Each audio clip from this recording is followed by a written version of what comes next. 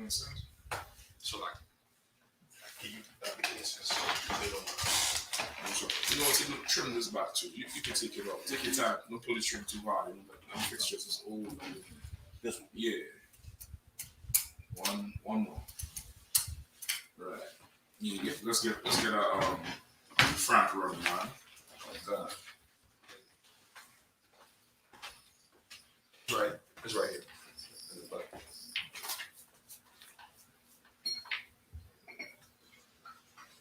Everybody feeling alright? Not too hot, not too cold? Well. Alright, no sweat, no sweat.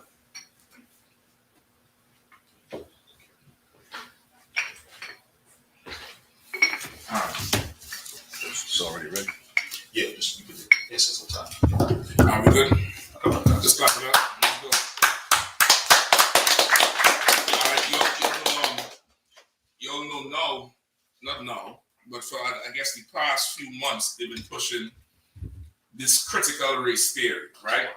Critical race theory, what it means, how negative they want to damn near portray the thing, and use it as they damn near weaponizing Black history, right? Or America's slave history against us. They're not holding it because there's no critical Holocaust theory, right? You never ever heard of, having critical, Holocaust theory or critical, German Holocaust theory or critical Nazi theory, all right? Now they're having critical race theory, and when you look at what they're doing, it is a direct attack on the Israelite school of UPK, right? And even those fake Israelites who, don't want to fall under order, but would still go out and give half of what they know and half of the spirit they should have, right? So if anybody could, give me what critical race theory is. What does it say it is? What is it? Give me the definition of it, right? And also, if anybody have any questions, just let me know, right? Even if it's off topic, let me know. Don't wait too late, all right? Okay. But give me critical race theory. Who has it? Who has an article with it or anything like that? I got something, sir. Go ahead, please. Critical race theory is an academic movement of civil rights scholars and activists in the United States who seek to critically examine the law as it intersects with the issues of race and to challenge mainstream liberal approaches to racial justice. Right. So they want to critically examine the law as it what? As it intersects with issues of race and to challenge mainstream liberal approaches to racial justice. Right. So now, of course, this is a theory, right? This is, things they theorize or come up with at their scholarly levels, all their Rhodes scholars and all of them, all the senators and historians, and they come up with this thing, looking at the law as it intersects with race. Now, why is that even an issue now? Why is it? Why is the law and race even? Why are we not considering the law and alcoholism? Why are we not considering the law and teenage pregnancy?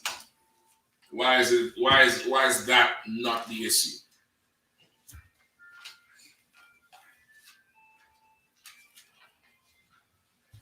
Y'all don't rush now. Oh, slightly, sir, because it's dealing with us. Give me some more. Critical race theory. That's not teaching about like our history or anybody else's history, correct? That's where they're taking it to. Right. They're taking it there. But from what Barack just read, they're looking at the law of America as it intersects with race, meaning their laws encompass everything, but certain laws will overlap on certain race issues, whether it's schooling, medicine, prison, incarceration, the justice system. But that you could say that for everything, because the law is for everything. Why isn't it not? Why is it they're not looking at the law as it overlaps with agriculture? why they're not looking at the law as it overlaps with athletics. You get the point? Why is it looking at the law as it overlaps with race? You good? Oh, nah, it's not beneficial if they would just take it off of us. Like if they was to apply that to sports or, like you said, agriculture, we wouldn't benefit as much as they would dogging us. Okay. Now I'm gonna say it's overlapping because with certain races, the laws, clear, there's no loopholes, or it's not cloudy. There's no gray area. But when it comes to blacks and Latinos, let's just say the simple protocols you follow when you make a simple arrest or a simple car stop. It is the law, it's not the same. It's same simple with a Caucasian person, but with a black Latino, a person just gets shot out of nowhere, and then there's no, no justice for the black person, the Latino that got shot. Even when those same laws were made at that time, we weren't even considered human at that time anyway.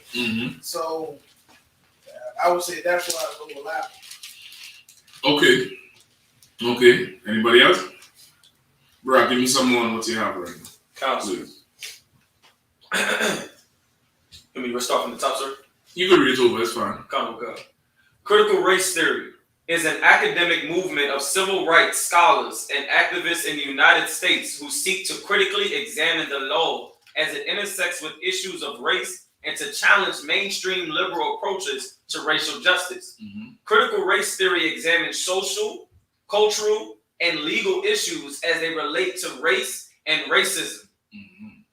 Critical race theory originated in the mid-1970s in the writings of several American legal scholars, including Derek Bell, Alan Freeman, Kimberly Crenshaw, Richard. We need to know the names. Okay, so now they're looking at how the law affects race and social issues, right? It started back in the 70s because, of course, that was the height of Black Power movement, Black Pride, that type of thing. So now you have people who did studies and seeing how these laws of America are biased to Americans, and they, non-biased to us, or they on the side that they would not be just to us because it's just written for them, right? Even how they construct their laws is not blatant, but in the wording of it, it definitely puts Black and brown people at a huge disadvantage, right? So now, fast forward to today, because of the work of the I.S.U.P.K, and I'm saying it now, you could call me conspiracy, I don't care. Right. But they hearing us at the highest level and seeing that if we are left alone, our people will turn and listen to us wholeheartedly. Right. Because the evidence is all over the news. Right. The evidence is all over the media. It's everywhere. Right. And what we're saying is lining up, and it's so much so that they cannot defend it. So now they have to come against this. They want to say this thing cannot be taught in schools. This thing cannot be, left open for open conversation, because the conversation is now biased to one race. Right. But the law was biased to begin with, right? So now hold that. If there's any more in there that you think pertinent, let me know. Give me the thing what Ted Cruz said. Give me his statement. Go ahead, please. Sorry, sir, if I may. What this sound like, this critical race theory, it's just something else for them to just keep talking in circles all over again, never getting nothing done. Okay, well, it's a little bit more than that at this point. Right. At this point, they want to stricken it from language. Yeah. That's where this is going. This is going to censorship, not just in the media, but in general conversation. Right. This is going there. It's like, imagine me saying, I want to give you a good example that it seems so retarded to even say. That it racking my brain now. Imagine saying something like, I don't know. What was an example of that? Okay, let's think of America's history. Maybe Hiroshima and Nagasaki. Go ahead. The Jewish man is not allowed to teach about the Holocaust. Okay, saying something like that, he's not allowed to talk about all the oppression he had under the German government. Right. Now imagine if you were to put something like that. Now that's something speculated. Right. I was giving you I wanted an example of something that really is existing now, where people just don't talk about it no more. And if you say it, it's like, what is you talking about? Mm-hmm. That's where I was going with it. Okay, so young black men do not get molested. Okay, I'll take that, but that's not a race thing. Okay. You get the point? But definitely that. I'll take that. But okay, more so the church steals money, or the Catholic Church molests boys. Well, that's the same thing he's saying. That's an example of it. But I wanted to give you it from a racial background, almost like that Hiroshima and Nagasaki thing, right? When America dropped the bomb, Black Wall Street is perfect. Black Wall Street is absolutely perfect, where you know the facts, you know what happened, right. You know what they did to Black Wall Street, but to bring it up is like, what are you talking about? Right? You understand? Go ahead. We like I'm an Edomite. Mm-hmm. We never called the Native Americans Redskins. Right? They did. You get the point? That's not something we do. They did. Right. But that Black Wall Street is more so, that's what you want, because you're bringing that up today on mainstream. Right. What are you talking about? Oklahoma, whatever. And they just keep moving. They want to step over. They literally want to step over that. You understand? And there's so many more. You look up a place called Paris, Texas. It's called the Black Holocaust. Right? That's what it's loosely known as the Black Holocaust in Paris, Texas. You look up the Slocum Massacre, that's in Texas as well. Those are things that happened. But you start talking about it, it's like, what are you talking about? I'm talking about hordes of people going through black neighborhoods and just slaughtering everybody. Just slaughtering everybody out. You talk about Jack Johnson. You all know who Jack Johnson is, right? You all know who's Jack Johnson? No. Was that the boxer? He's the boxer. Right? He's the boxer that, was a millionaire in the 20s. Had his own airplane and stuff, all that. Jack Johnson would go fight white fighters all over the place. Yeah. And he better not win. Because that means you die. Yeah. He would beat them, and the white supporters would take to the streets and slaughter whoever. Whoever was out there. Yep. It didn't matter. Hold on. I think I have it in one of these books. They have it here.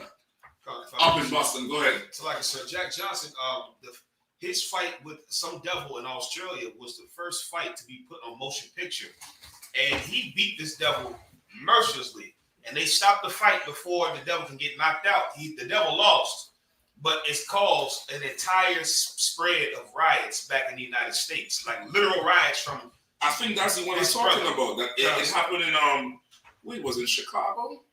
They had riots in New York, in Harlem, in Chicago, in Newark, New Jersey. It was more so one of the things where these devils were so angry that a black man embarrassed their race. Yep. That they took it out on us. Exactly. And they went on to say, hold on, I'm gonna get it exactly here for you. Where they went out there and said, the first nigga you see, we killing him. Go ahead. So they want to get it to the point where they treating all of our previous and present atrocities like it never happened. Like it never happened. Right. That's where this is going. And this is so helpful and healthy for us. Because now you see that conscious community who like to say there's no record of Israelites in Egypt? Right. This is why. Right. You understand? In 100 years, if Christ ain't come back, there will be no record of us being slaves here. There will be none. It would be just like, they just have workers. Right. So what's all this? There'll be paintings and statues, like that statue of George Floyd. Who was this? Well, he was he fought courageously with some group. They'll change the whole narrative. You get the point? They'll change the whole narrative. And it's so key for us to see now, because why do you want to change the narrative now? Right. That's the question you had to ask. Right. What's the reason now that this is so important for you to now change? You get me? So go ahead. Sorry, I don't know if he was asking, but sir, if I may, it's because of what the I.S.U.P.K is doing. What the prophets going onto the streets prophesying against these kingdoms and these nations and revealing who the devil is. Exactly. Pull from me that scripture where it says into the gates of the nobles, please. Go ahead. I think I have a precept for what you're talking about. Let me hear you. Daniel chapter 12, verse 4. But thou, O Daniel. 44, 45, 46, and the first couple paragraphs in 47. All right. Go ahead. Shalom. Daniel chapter 12, verse 4. But thou, O Daniel, shut up the words and seal the book, even to the time of the end. Right. To the time the Lord shut up the book until the time of the end. Right. Before 69, they did not have the truth like how you have it now. Right. You had people understanding that the Israelites were in Egypt and the Israelites were black. You had people understanding Christ was black. But the truth ain't just knowledge that Christ was black. They didn't have that until the UPK. Right. You get me? That was until the end times. The book was shut up. You could damn near say literally until 69. Go ahead. So like go ahead, Shabbat. To the time of the end, many shall run to and fro, and knowledge shall be increased. Right? Many shall run to and fro, and knowledge shall be increased. Go ahead. That's the precept you wanted? Yeah, Okay, that's more so to show how the truth has come forward now. Right? And the truth has come forward. I want to say the truth, talking about the I.S.U.P.K, is come forward now in the last days. You get the point? Like that's where we are now. Come on. Isaiah 13 and 2. Please, let me hear that. Isaiah chapter 13, verse 2. Lift ye up a banner upon the high mountain. Read it one more time. Lift ye up a banner upon the high mountain. Right? Lift ye up a banner upon the high mountain. Right? Which banner? The truth. Right. The Israelite school of UPK, I.S.U.P.K, upon the high mountain. What is the mountains in the Bible? The government. What is the high mountain? Come on. What is the high mountain? If the mountains are governments. America's government. So what would be the high government? The high mountain is the biggest mountain. Right. The biggest, most powerful mountain. Right. High meaning just think high like high and mighty, high in power. So the highest power right now on the earth is America. Right. Lift ye up a banner on the high mountain. Right. And listen now, what you brothers do in DC, you'll give yourselves a hand now. And listen now, I'm not doing a hand up in here. Listen, I love all the camps in the UPK, but I thank the Lord for being able to come up under the generals. You know what I mean? Commander General Yohanna, General Muhammad, General Mayak, General Hazayan, General Shalom, General Katham, General Kobald. And get cutting the teeth in DC it's a little bit different because this is down the street is where they decide who gets bombed tonight. Right. I don't know if people really it sets into your chest just how much work and how the Lord really specially chosen every one of you sisters too. You're coming here, you're taking pictures, you're showing your face, you're all affiliated now. You're blood in, blood out. You know what I mean? You're showing your face, you're smiling. Shalom, y'all in here too. You get the point? Like what we doing is causing them now to go and try to pass laws to shut our mouth. Because the more you go into that critical race theory, and at the same time, this internet censorship, the same bullshit Trump was talking about, that internet censorship, brother, I read some of the language. They said if you start saying any group be it a race or religion or something, is better than the other, they consider that hate speech. Who the hell are you writing it for? Right. Because for the longest while, the Bulls been saying they're the best. The hockey team say they're the best.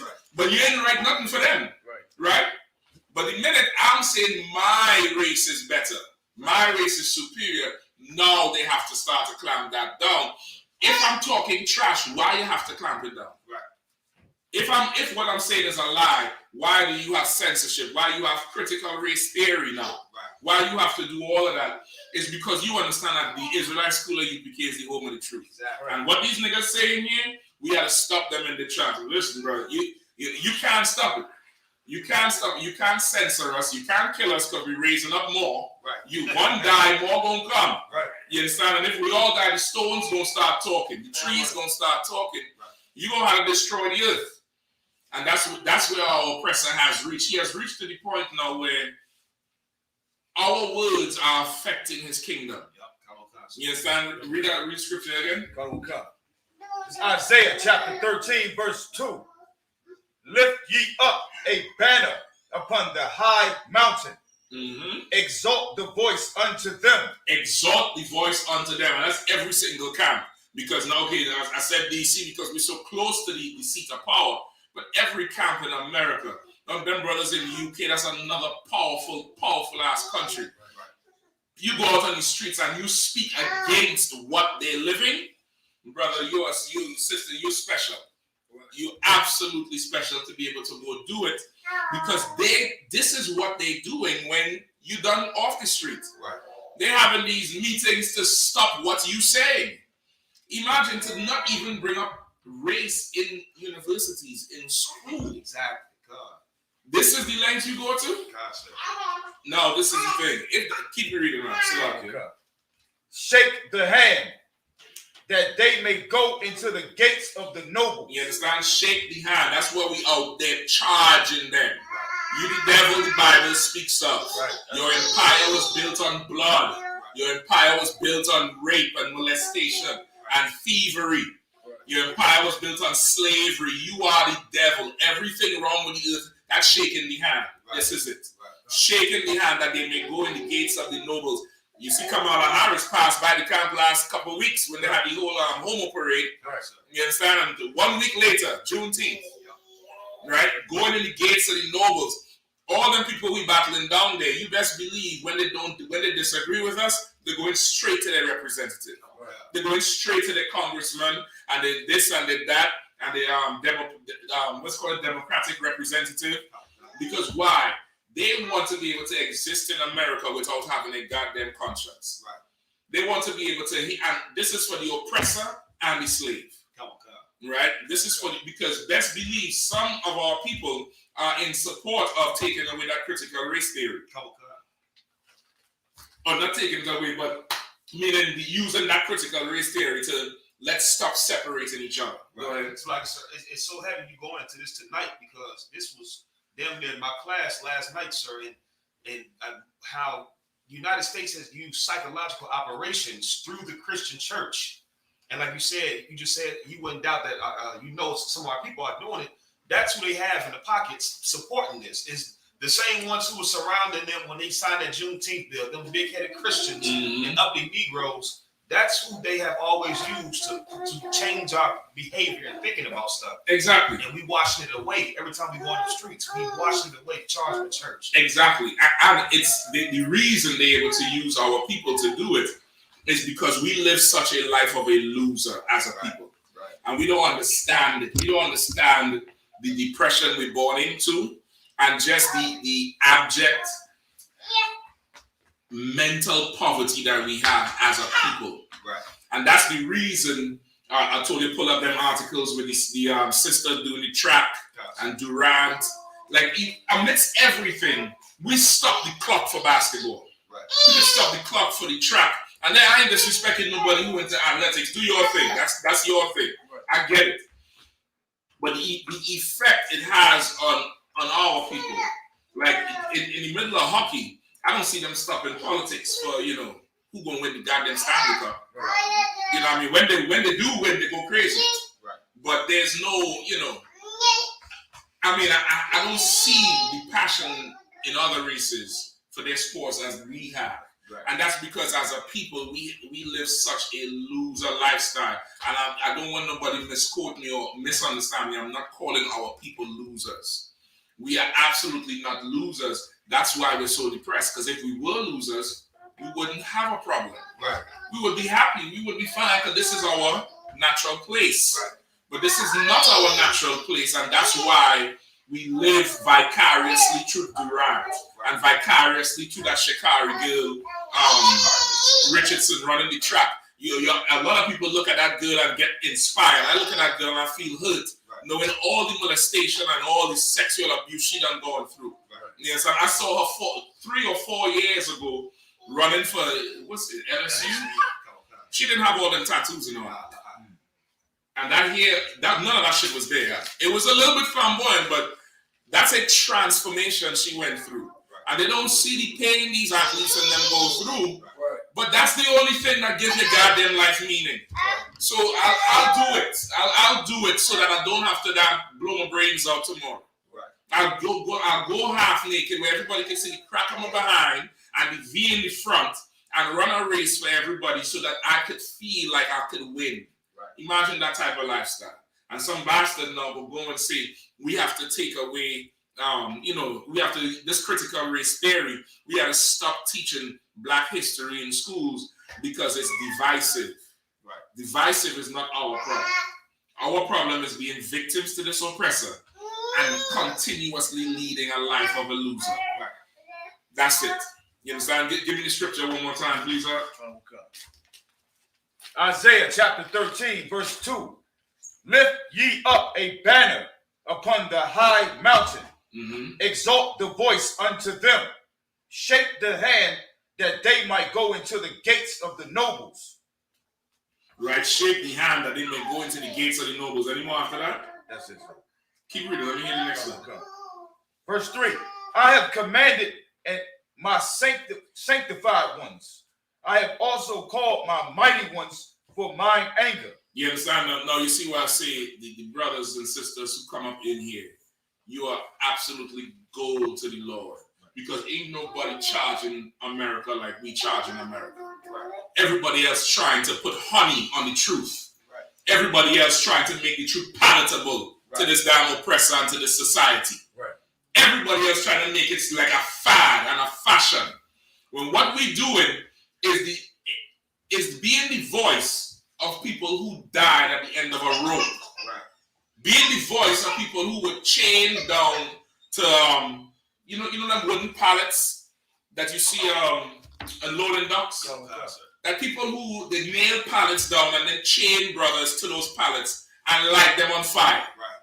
That's what we're doing. We're being the voice for the slaying of Israel. Right. And it's not pretty being that voice.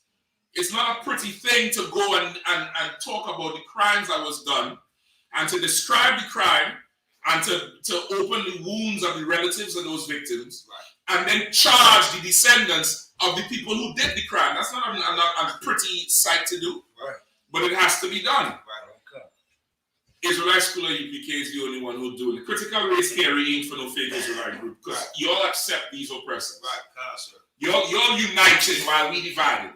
So critical race theory is not for you. Right. You saying don't call the white man the devil. Right? Critical race theory is not for you. The white man is the devil. That's right. And let me tell you something. Listen, I learned on the command journey how to zero in and focus on the goddamn problem and to be as extreme is. Right. I'm all the way at the end of the E in extreme, and I'll never go back. Right.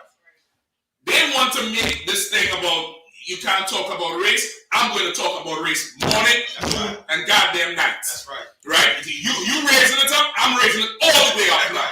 So you're going to censor everything. If I go on every goddamn corner in D.C., Maryland, Virginia, wherever, they're going to understand they're not going to be able to run away from the history of their crime. That's right. They're not going to be able to do it. Salaki, you was going to say something? Salaki says, so have you said that? I got 2 race means everything shirts in my UPK Florida wear cart right now. Listen, that should sell out. You'll go see ITHES for that thing. Yeah, that race means everything. Yeah. It should sell out. You get me? Read me the thing with Jack Johnson if you don't mind. Sir. This is the 1910 Slocum Massacre, an act of genocide in East Texas. Renowned author, journalist, and social activist Jack London covered the fight of the century for the New York Daily Herald, and the Dallas Morning News published the Herald's report of the event. London's lead paragraph said it all. Once again has Jack Johnson sit down to defeat the chosen representative of the white race. Mm-hmm. This time, I don't understand that, right? Right. Jack Johnson, he was put to fight the chosen representative of the white race. This is in the newspaper, right? In the 20s, Come on. So who's separating who? What is you talking about critical race theory? What are you saying? No, America was built on separation. Right. You had the big house and you had the slave plantation. Right. You were separating us based on skin complexion. How all of a sudden now we can't talk separate? Right. Go ahead. Come on, sir. So they chose this one white fighter who they thought would beat Jack Johnson, right, and restore, I guess, honor and, pristineness to the white race. Go ahead.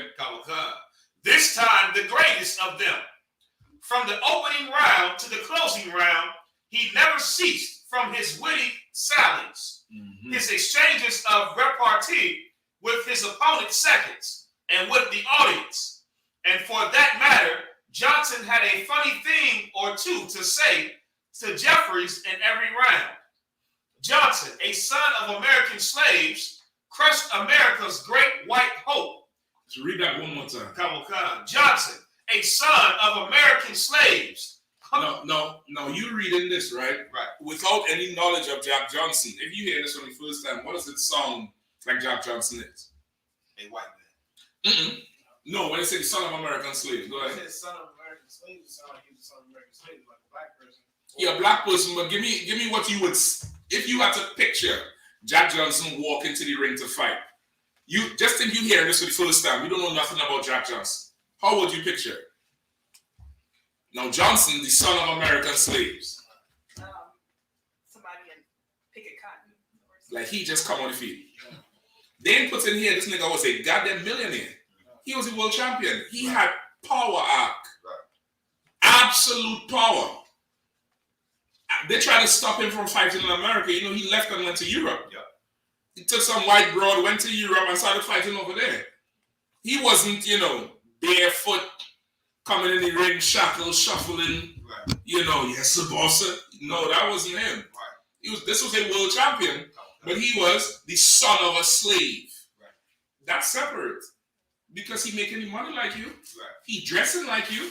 How come here you describe him as the son of a slave? But critical race theory, right? No, we want to be together. No.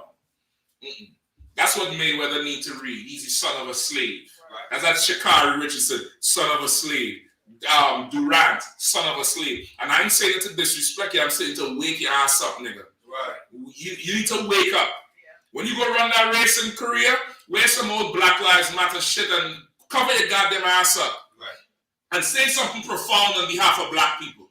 You missed that shot? Yeah, I missed my shot, but I'll never stop fighting for dead black people. Right. Like that's the level they gonna need to go now, because on the backside, this white man not losing sleep about shutting your mouth. Right. Imagine you can't even talk about it no more.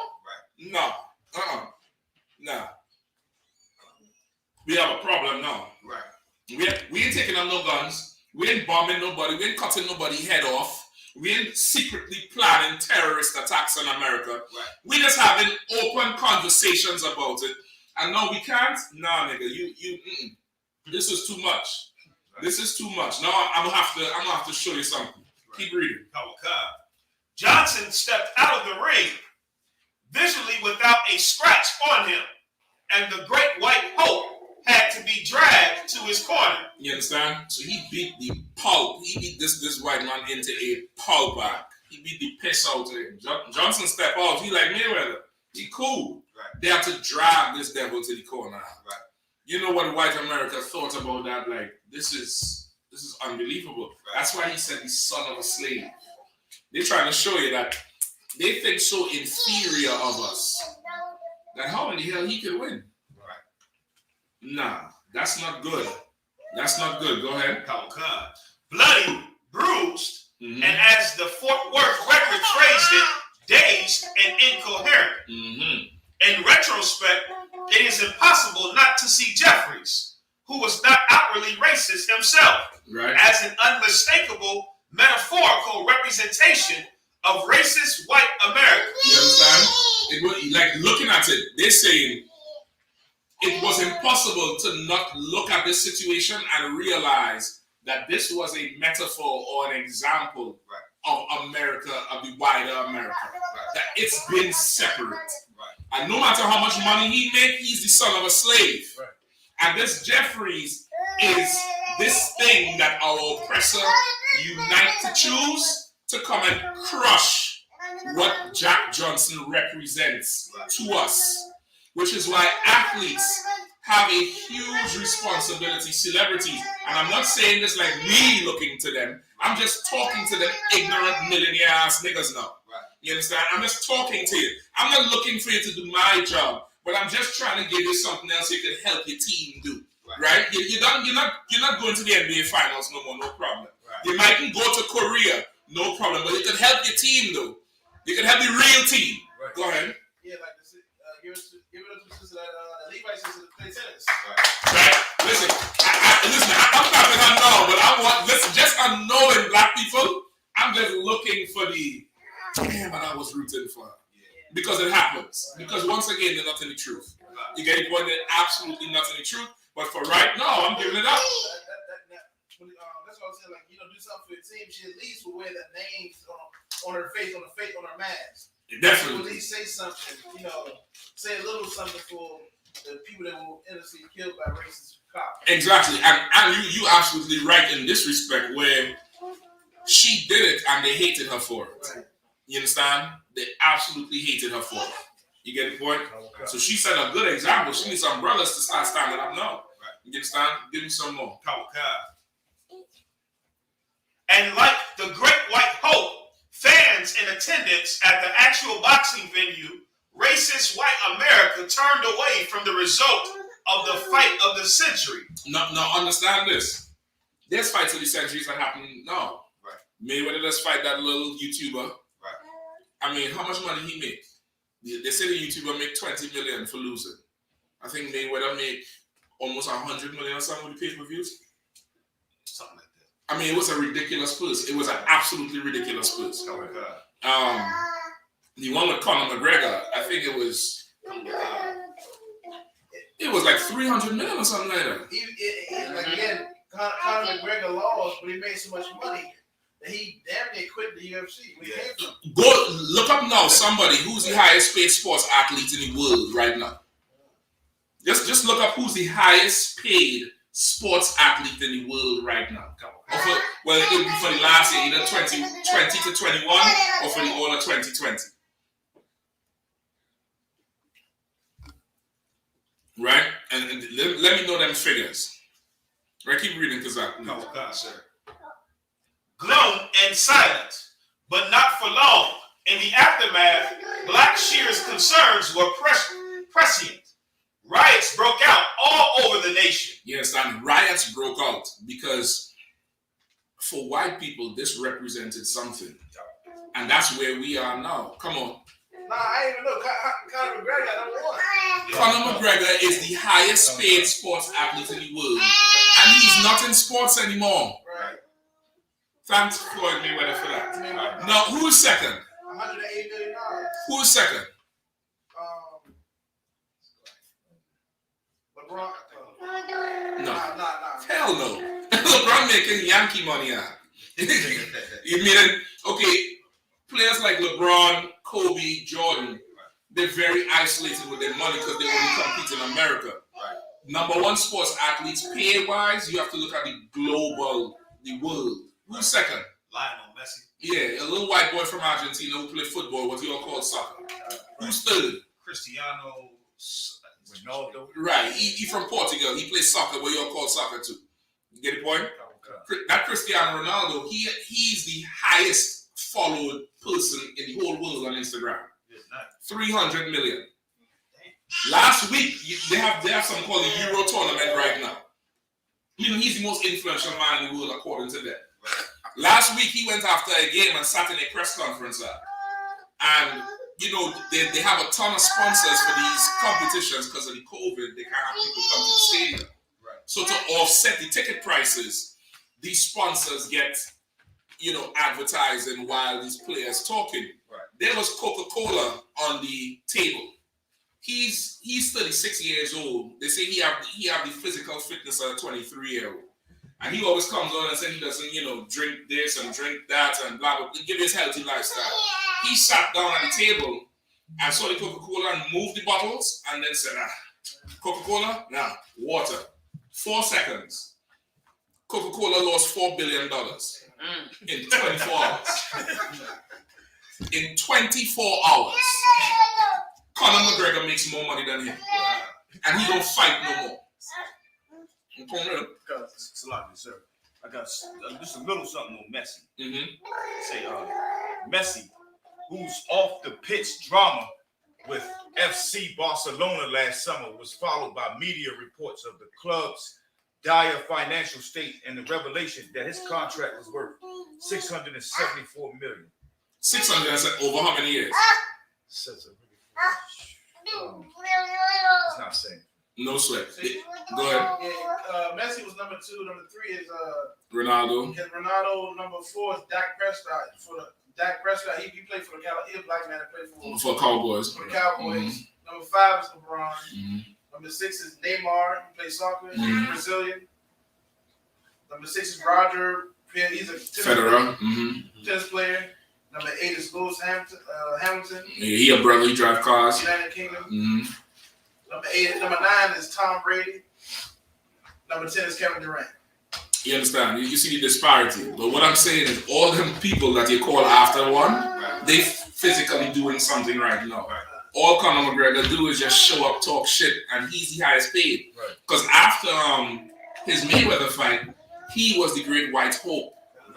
And they put so much money behind him, man. I mean, you look at his his salary is coming from endorsements. You look at his endorsements with Gucci and what's the other, Valencia. It's ridiculous money they paid him. I mean, ridiculous just to sit there because it's so good. Remember, he called Mayweather boy. Remember, say I'm gonna beat you, boy. In all the I'm coming to it. In all the pre-fight stuff, he said boy, some boy. And know he's Irish, and the Irish have a huge history of being racist. They love that. When they see him, they see somebody. It's not me like Trump playing sports. And they just shower him with money. And he's number 1 right now. So now you don't have an excuse if you're a black athlete. Knowing the threat we're under. Nobody brought up critical race theory when he called Mayweather boy and called him shine. He said, you're a shine. You could say it's for entertainment. No, it's not entertainment. Go ahead. Are you talking about the dude who used to be a UFC fighter and he looked like a clown in the ring? He already He got whooped like a clown. Yeah, already. He got beat by Mayweather. I think somebody knocked him out after in the UFC too. He went back to the UFC. Somebody put him on the carpet. He was done. Somewhere of them fools were done. But the point I'm making is there's so much money and these guys is not doing anything. It's white supremacy. And it's the same thing happened here with Jack Johnson. They looked at this white boy like he was the one to show them. Because remember, sports is a replacement for war. Before, you would fight wars with the next city or whoever. It would begin to be too expensive. You know how long it takes to rebuild a goddamn army? You ought to wait till the 13-year-olds is 20 to go back to war. It's cheaper with sports. You get the point. It's just cheaper with sports. So now, in the sporting arena, the race is still there for everybody except us. We're the only one who don't do sports for race. We do sports for just to compete.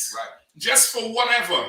When we should straight up win and be like, yeah, that's that black power. You could never beat me. And go up there and be as offensive as we could be. Come on. And that's what, and then we can't even really go to war with them. We're supposed to go to all the ones that as soon as we came in, we dominated, so they just left. We can't even fight against no more, except for when we do the Olympics. Well, that's where you gotta take it. Yeah. So, okay, the point is, at any point in time in their life, they should use them platforms to now keep it going. Right. Because there are people who cannot keep it going, and they're having full out legislative meetings and government bills and this being passed to shut your mouth on what happened to your four people. You get the point? Like, no, you have a certain responsibility on you. You cannot stay quiet now. Right. You have to keep talking because what comes out of your mouth is under threat. It's now you're taking away the right I have to speak about what happened to my people. That's a horrible burden to have. Keep me Salaki. Go ahead. Salaki, too, sir, if I may add, like the whole breakdown you just gave of Conor McGregor being number one and what comes after, not only is he not playing the sport and what supports it, what you just said even more, when he was playing, he did not have the best record either. Like most of the people that made Mayweather, Javante Davis, a lot of the athletes in individual sports that have an undefeated record, like it's a reason why everybody want to see that fight. A lot of people go see Conor McGregor. Like now that he's lost so many times, it's not even go to see him fight anymore. Yes, it's just to they see him because he's racist. Right. Because he's a full-on racist. Because he's lost like five fights. He's lost a lot since Mayweather. Mayweather. But even before that, he was and he made his career as a white boy trying to be black. Everything about him, he used to come out with rap music, talk with the big chains, dress with the Coogee sweaters and the fedora hat. He tried to be black so much. When he went to Mayweather, he came so white, so absolutely white, because that's where we're at. Right. You get me? Somebody had their hand up. So whatever you're saying is pissing them off, because you got people coming in the chat now. Some devil named Vance Allen said white supremacy. He said some other stuff up top too about Esau and how. Good. I don't give a damn. Watch and flag. I don't give a damn. Yo, listen, YouTube don't control my goddamn mouth. Right. You get me? And after this, I'm gonna have a drink and I'm gonna drop to my knees and pray that the Lord bomb that YouTube building and kill everybody in it. I'm not by no terrorist. I want it to come from on high. Right. I want it done, and you too, Vance Allen. I want to fall in your goddamn house. Right. I'm tired of you devils. I'm tired of you oppressors. Right. This thing, listen. Trump was tired of black people. He came out and won the election by being ultra racist. Right. I'm going to be ultra compassionate for black people. Right. And you're not going to say nothing goddamn thing. What did you say about white supremacy? He said white supremacy, but yet, out of the top 10 lists you just mentioned, half or more are non-white. Okay. That's actually incorrect. Conor McGregor is a white man. Lionel Messi, even though he plays for Argentina, his parents are from Italy because Italians ran out of Italy and went to Argentina along with Germans. He's not a native Argentinian. Cristiano Ronaldo, I ain't too sure about him yet. You could have that one. Neymar is a brother. Federer is a white boy. Who else is on that list? Dak Prescott. Dak Prescott is a brother, right? Who else is on that list? LeBron is a brother. Go ahead. Kevin Durant. Roger Federer, I already called him. Lewis Hamilton. That's 4 out of 10. That's still too much white people up there, Vance. Tom Brady. Y'all can't play no goddamn odds. Tom Brady, that's 5 out of 10. So half is white people. Half of the top 10 athletes in the world is white people. When the best athletes in the world are black. It's still too much up there, Vance. What the hell are you talking about? You should be thanking us. Right. You talking about? And you saying white supremacy. Who paying these niggas checks? Right. Them 5 niggas who's top 10. Who's paying their checks? A black man, Vance? Dumbass. Right. Vance, come see me, man. I'll be down there at camp Saturday. Come on, see me 7th and 8th, man. That's right. I don't want to battle you all on the internet. Listen, I don't want no 20 fingers to the trigger finger. Yeah. Come see me, man. Right. Come see me in person so you can video it and show everybody how the Israelite school of UPK has the truth and is we not number one, we the only one. Right. Come see me, man. You're hiding behind all kind of what is called them avatars and what was the other thing that was called them monikers and some other word on the internet. Come in front of the podium. God damn it. Right. Come on. And these athletes, like when the whole Black Lives Matter thing happened, when I believe when George Floyd got shot, the only reason why the NBA was able to protest those, remember they protest games, Right. is because a white man who was the president or the CEO of the NBA, he allowed, like he organized it. Exactly. A lot of their a lot of that Black Lives stuff that happened in the NBA last year Was allowed, was given with permission. allowed and done together and organized. It was organized. Yeah, it was given. They were given permission. You get the point? Yeah. So, any more on that with Jack Johnson now? Yes, sir. Speed me up to where they went and killed brothers. It's right here, sir. In Chicago, a group of white patrons left a saloon shouting. No, they was in there. The fight was not in Chicago, right? No, sir. I don't think the fight was in Chicago. So they listening to the fight on the radio. They heard, and you know, back then, of course, even if you were from that era, I remember listening cricket with my grandfather, and the commentary is way different than what it was now because there was no visual aspect. Yeah. I'm talking about they describing the ball, the color, the damn grass. You know, they using adjectives where you imagining the shit. So imagine how they're describing this white man beaten to a pulp being dragged off, and they're drinking the whatever, the 1920 Sam Adams and you know them kind of thing. They left that bar, that's what that saloon is. They left that bar, went out on the street and said what? Shouting, let's kill the first nigger we see. Say it one more time. Let's kill the first nigger we see. Say it one more time. Let's kill the first nigger we see. For all you $1 million big-headed nigger slaves running and playing a ball. This is what they would do to us who don't have the money to protect them or yourself like y'all.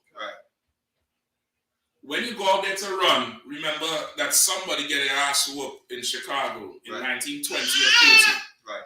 That had nothing to do with Jack Johnson, and nothing to do with the oppression on black people, and nothing to do with the loss of that white man, and suffer. They went and found somebody else. I think the police broke them up eventually. But of course, they beat the brother to a pulp. Beat him with the intention to murder him. Now you telling me about some goddamn critical race theory. Listen, let your whole family line get cancer. That's right. Salaki, go ahead. Salaki, sir. That was heavy when you said sports is a replacement for war.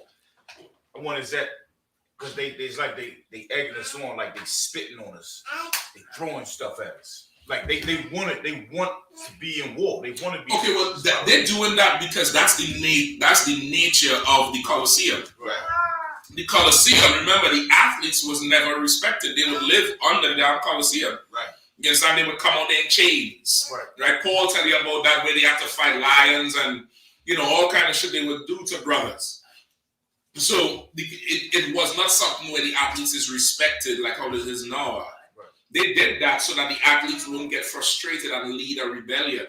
You see Marshawn Lynch run, right? You know who Marshawn Lynch is? You see him run through people? Now imagine he gets all the black players in the NFL to just run through the government. It's not going to be the Capitol riots and all. I mean, you all get a pass with these white people coming up in there. This is the people of the Lord in, you know, as prime physical form you could be in today. Who's stopping LeBron if he comes through? Nobody. Who's stopping Shaq in his old age now?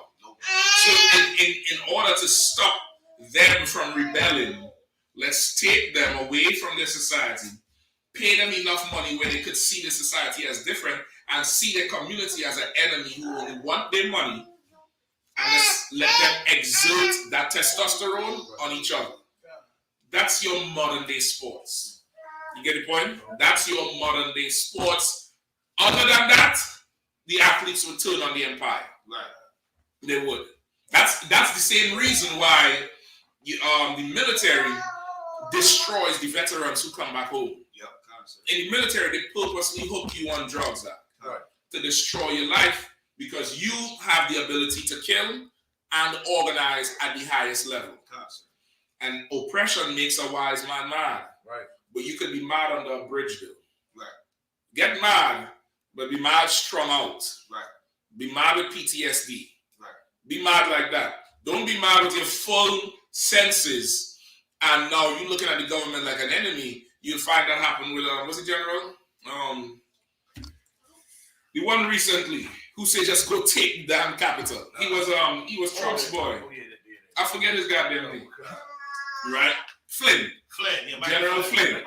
Right? Who got up in the thing and said, I'm a simple Marine. What we would do? He said, I would just go take it. Because that's what would happen if America doesn't destroy people with might. Right. You get the point? And that's what they do to us. And now the people with might are destroyed. And now how Christ said, go and bid the sick and the lame to the wedding banquet. Pull that scripture for me quick. Right? Come on. And the athletes this year, the thing is ramping up because COVID. Since COVID supposedly dying down. Or what? First. Since COVID supposedly dying down, not everybody just outside more. Mm-hmm. Fans are there more. They more riled up. This year, more players are getting things thrown at them. Right. Like one,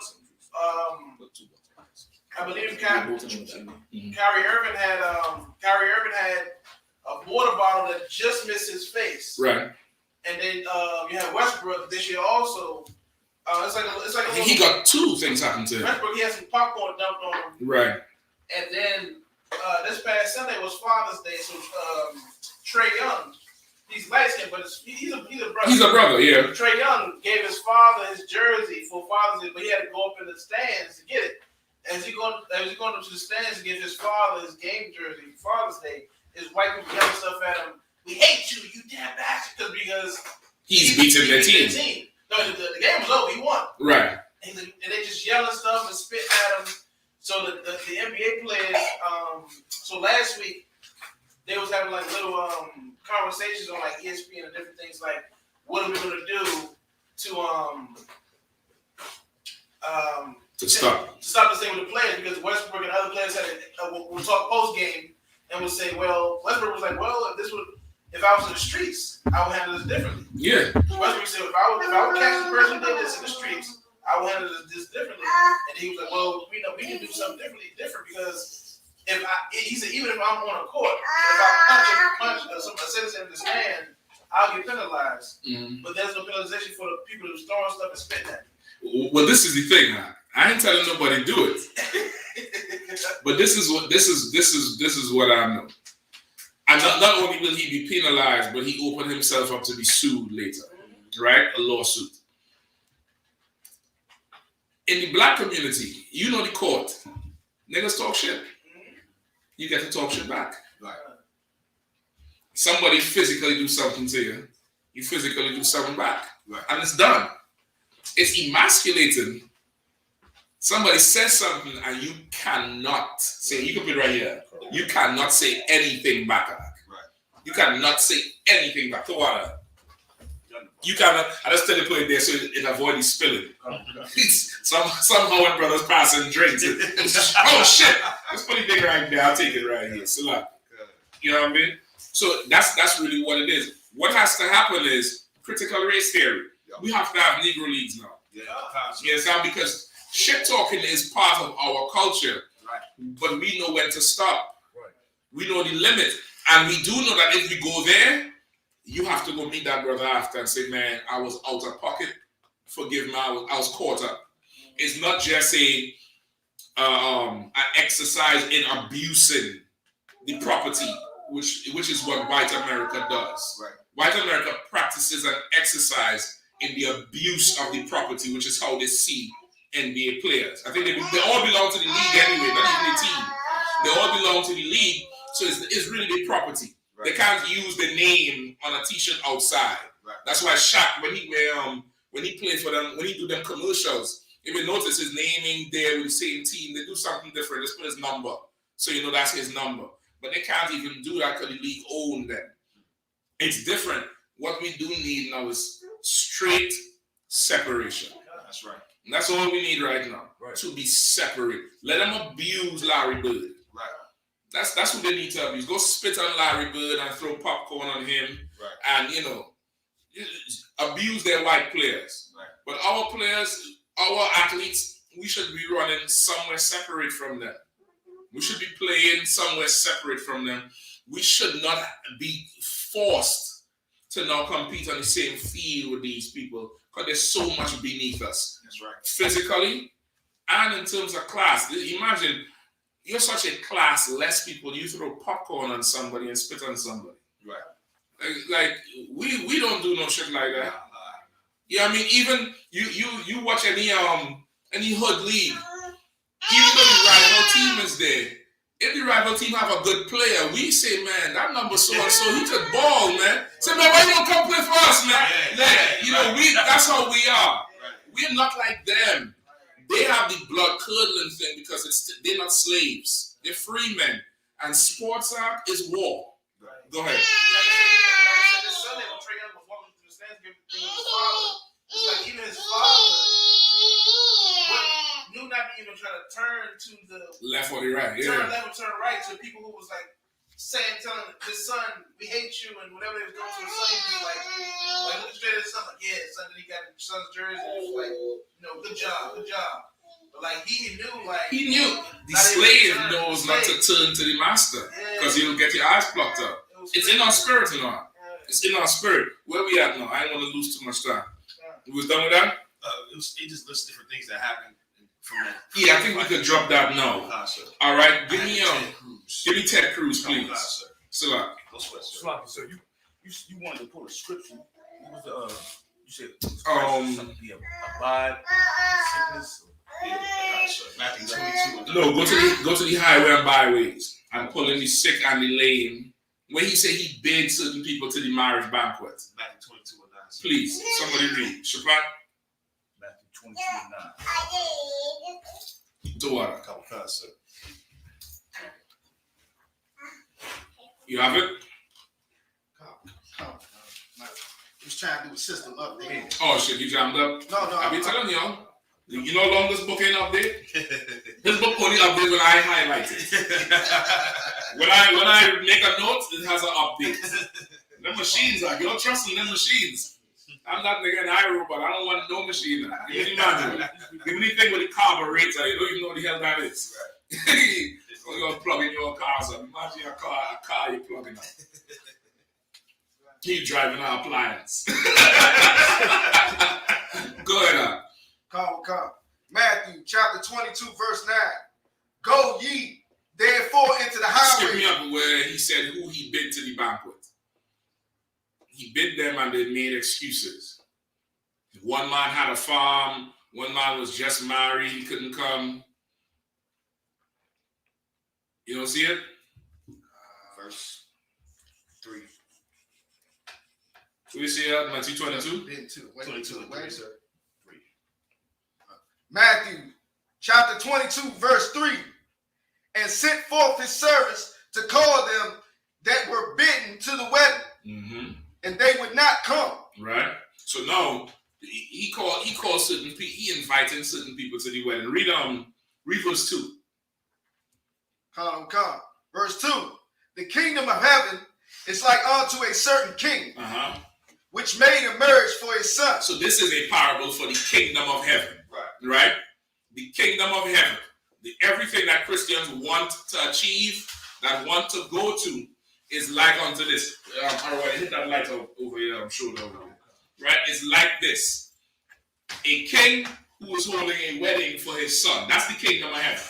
There's a king who's in charge and his son getting married. His son is the main man this day. Even though the king in charge, his son is the main feature on this wedding day. Keep reading. Verse 3. And sent forth his servants to call them that were bidden to the wedding, and they would not come. Right now, this is a king. His servants, don't think somebody sweeping the floor. Think somebody who works for the king. Right? Like a president who would invite his workers to a wedding for his daughters or son. You get the point? So the people he invited is who? Who would those people be? The king. Who would the king invite to a wedding for his son? Governors, lieutenants, big ranking people, right? That's his servants. But they ain't coming. They would not come. Keep reading. Verse 4. Again, he sent forth other servants, saying, tell them which are bidden, behold, I have prepared my dinner. My oxen and my fatlings are killed, and all things are ready. Come on to the marriage. Right? Go ahead. So now the first set ain't come. He went to others. He said, are you only coming? I'm going to invite somebody else. Right? Go ahead. Verse 5. But they made light of it, and went their ways. One to his farm, another to his merchandise. Right? So now they made light of it. They said, nah, I have my business to go see about. Right. I got Olympics to go to. Sha'Carri Richardson. I got basketball playoff Durant. Not no more, but whoever else in there. You get the point? I got these, I got this to do. That I can't come and do this. I can't come and do this no more. I got my own business to do. Go ahead. Right. Verse 6. And the remnant took his servants and entreated them spitefully and slew them. Right, and the remainder of them who didn't have business, they took the king's messengers and pulled them in spitefully and killed them. Go ahead. Verse 7. But when the king heard thereof, he was wroth, and he sent forth his armies and destroyed those murderers and burnt up their city. Right. So now, when the king heard this, he was angry. He was angry at how they treated his messengers, and he burnt up their upper cities. And that's about to happen to these big-headed niggas if they ain't listening. Right. I'm trying to tell you, that's about to happen. This oppressor, you have to understand that you're his friend until you're his enemy. Who have ears to hear, go understand that. Right. You his friend until you his enemy. Ask Bin Laden. Right. Ask Saddam Hussein. You his friend until you his enemy. You get the point? Okay. Go ahead. Verse 8. Then saith he to his servants, the wedding is ready, but they which are bidden were not worthy. Were not what? Worthy. They were not worthy. This wedding is ready. I'm ready to handle this business now. Right. But the people I'm calling to handle this job, they want to shoot free throws. And they want to run a race for less than 10 seconds and devote their whole life to that and not even make a statement. They want to do that. They want to be politicians and lawyers and doctors, and they want to be big-headed bougie niggas and chasing Juneteenth. You get the point? And I'm slamming no brother who've been celebrating or sister who've been celebrating Juneteenth for the last 10 years without the government. Right. You've been doing what you're supposed to do, which is keeping a black tradition alive. You don't need massa. Right. But all them people who ran up in there and fawned at our oppressor because he said, yes, you could finally do this. Meaning they don't have to congregate in the back of the barn in secret no more. Right. They can openly do it now. Now they're happy for that. Right. Y'all niggas have, y'all have a problem. Right. So the Lord said they not worthy. Them civil rights people, they ain't worthy. So now this is what the king said. Go ahead. Verse 9. Go ye therefore into the highways, and as many as ye shall find, bid to the murder. And that's what we're doing on the street. Right. We on the street calling whoever. It's so whoever. When them big-headed niggas see us, what do they say? You? Yeah. My Lord? No. Nigga, you was just getting high. Because God said whoever. Right. Shit, he gave you a shot to sit in that wedding. Shit. Right. Shit. I'll put this down. I'll take one last drop. Put this shit down. Right. I'm going to go sit up in that wedding, nigga. Right. I'm going to go up in there because the Lord said whoever. What's your problem? He called you first. Don't come to me now. Go ahead. Hey, that's so crazy. That's so crazy you said that because I remember being a brother who came into the truth, who was young when we first came into the truth. And it was me and him walking to the bus stop in the class, and this girl, we was talking about the truth. Mm-hmm. And then she was talking to me, she's like, but you were just smoking 2 weeks ago. She was like, you were just smoking. I said, I don't smoke anymore. That's it. Right. You know what I'm saying? Shalom, give him my But the last 2 nights, you had something in your mouth that belonged to 2 other niggas. That shit, she's still doing it right now. I guarantee you that shit. I guarantee you that. She's probably looking right now like, hold on. What you say about me? Go ahead. It's like what you said is so heavy. And that's how it literally felt to be in the world and to hear Commander Jimmy YAHANNA always say, give me the brothers that the world has rejected. That's give me it. The brothers. Right. And it felt like, damn, we got opportunity. Like, the big head Negroes could be in here. Yep. And they not in here. Yep. It's like, well, shit, it's like. Yeah, that's it. That's exactly it, man. Brother, and that's what I say, the job we do, and all of us, you brothers who in here, you sisters, you'll see what goes through because you'll see behind the scenes of what it takes to take a camp up. on a weekly basis. What it takes to get the classes done and stuff like that. You're doing the job that, you know, Esau would pay a big money for staff to do, to run a company. Right. But you doing it. You ain't had no, you know, you ain't had letters behind the name. Right. You ain't, you know, you ain't come from, you know, silver spoon mouth, you know, Ivy League, something, and, you know, play lacrosse and all that kind of shit. Right. You ain't come from that. But you're doing the job of people who do come from that, though. Right. And this is what you're doing now. You're doing it better. Right.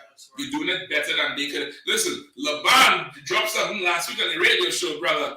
I was like, well, listen, let me look for a person to go and break into. Yeah. Laban went to some lawyers and convinced them to come together and come down to the school in Detroit and work on the paperwork to get brothers expungement on their felonies, to get felonies off their record. Right. And he said he have his men on deck. He just call the number. They'll come pick you up at your house, bring it to the school, you do the paperwork, and he'll take you back home. Right. Now, this nigga ain't a mayor. Right. But he should be. Right. He should be in charge of Detroit, though. And that's what Commander Johnny Holland produces at. That's right.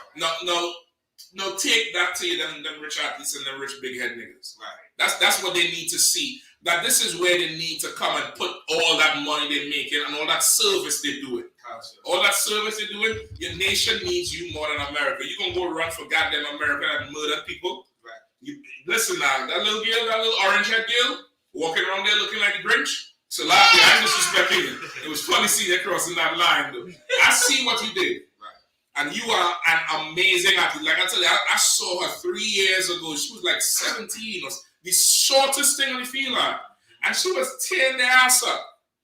Go down to Korea and make them Koreans know who Michael Brown is. Right. Whoop their ass with Michael Brown on your back. Right. So the losers, you the winner this time. Right. Let the losers read Michael Brown, and then you duck the finish line.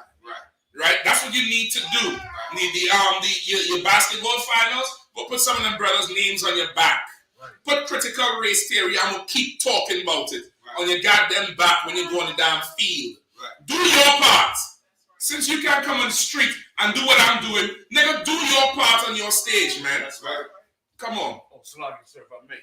What you just said about the names on the backs. Now, last year in the NBA, when they were playing in that dome, they did let them put anything on their jerseys. That's what they did let them do. I'm talking about go do it whether they permit it or not. Right. Whether they permit it or not. Like them brothers in the Olympics. What Olympics was that? 68 Olympics? No, I had a comment, sir. Yeah, like them brothers, they planned that fist without the Olympic Committee knowing. Right. Remember I told you the whole team was supposed to do it, and everybody punk out, and them brothers they said they wasn't going to do it. And then just before the award ceremony, they both said, nah, fuck it, we come this far. Yeah. And let's do it. And they paid the ultimate price. But them niggas is more heroes than these athletes in my book. Them niggas is absolute heroes because that picture is so iconic. It's ridiculous. Yep. You know what I mean? You was gonna say something? Sir, like a lot of times when they put names on the back of the jersey, or they try to wear T-shirts or something, it's after the blood is already shed. As if there ain't enough examples already.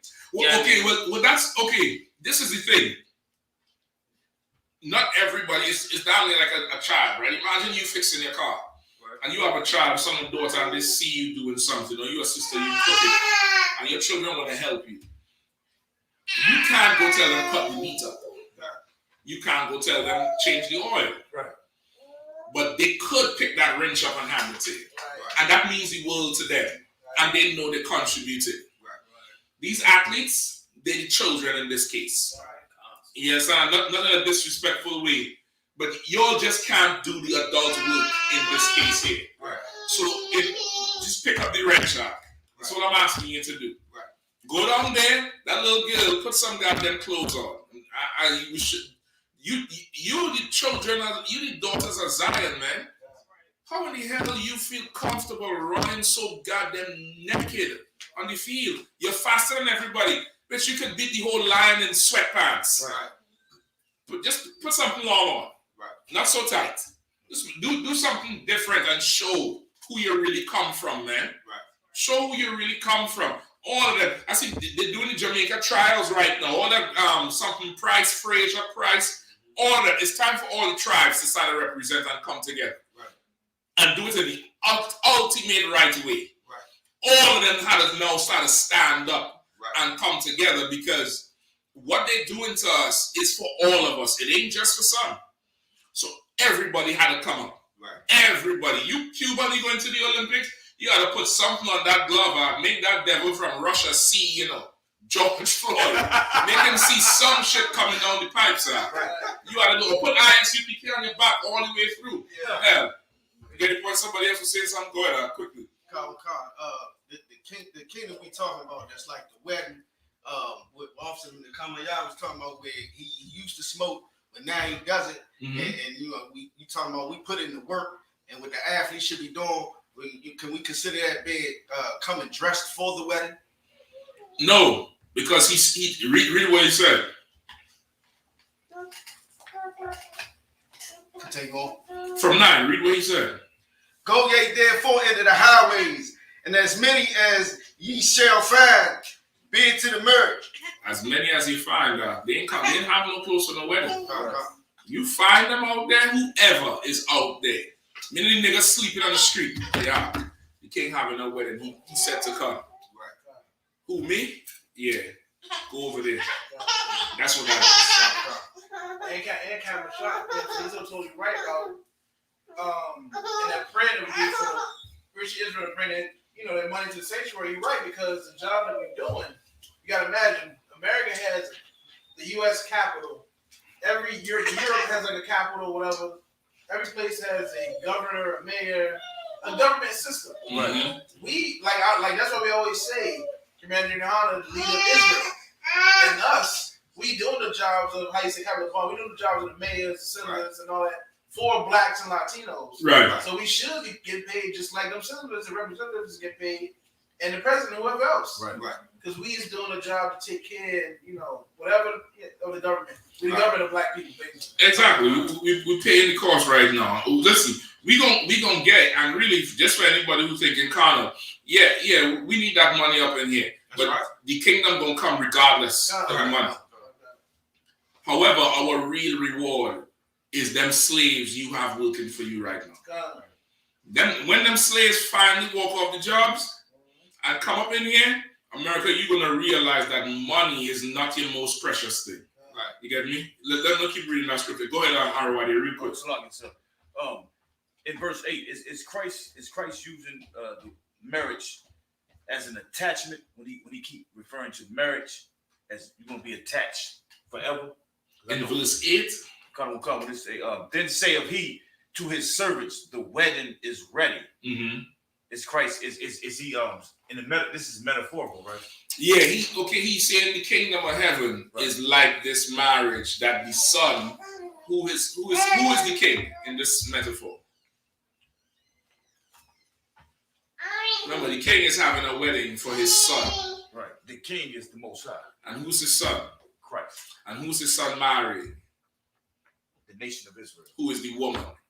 You get the point? Okay. So this is who it is. And he's calling people to the wedding. But they ain't want to come. You get the point? That's the metaphor here. And it's supported all throughout the Bible, Revelations, the woman who's in great travail to bring forth the baby. It's Israel. Right. The baby is Christ. Right. Some other woman. When Paul said, I want to present you as chaste virgins to our king, it's the same thing. You get me? No sweat. Go ahead.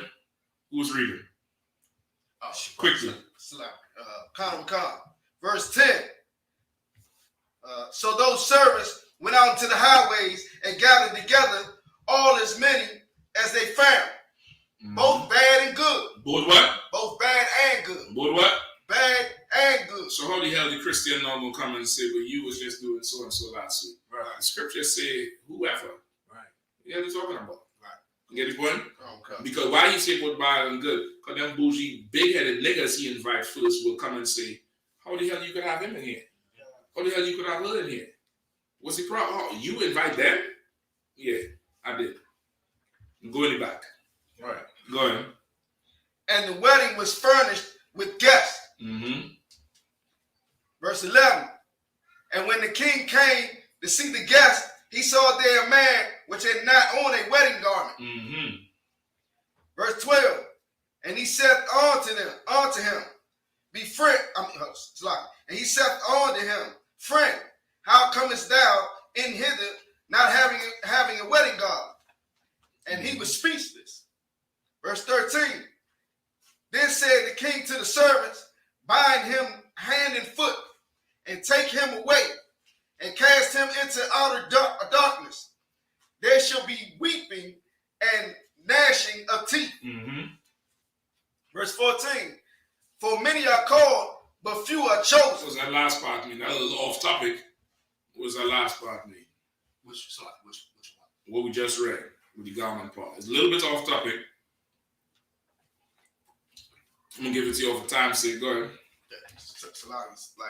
Like what I was talking about, somewhat dressed for the wedding, prepared for the. But they don't have to be prepared when they get called. I don't come. But when they get in there, what do you have to do? You have to be prepared. And whoever came in here, whether he got called, he or she got called and they didn't follow along with the wedding, or they sneak in, they got found out. And he said, bind them and get them to hell out of here. You get the point? Like, it's serious business. Like, he want whoever gets up and comes can come. This here would go along with come as you are, but you can't stay as you are. It's like that. You could come as you are, but when that bride ready to come down the aisle, nigga, you better be on point, Right. or else you gotta get out. Right. You gotta get out. You get the point? That's what you're talking about. Give me Ted Cruz real quick. No, sir.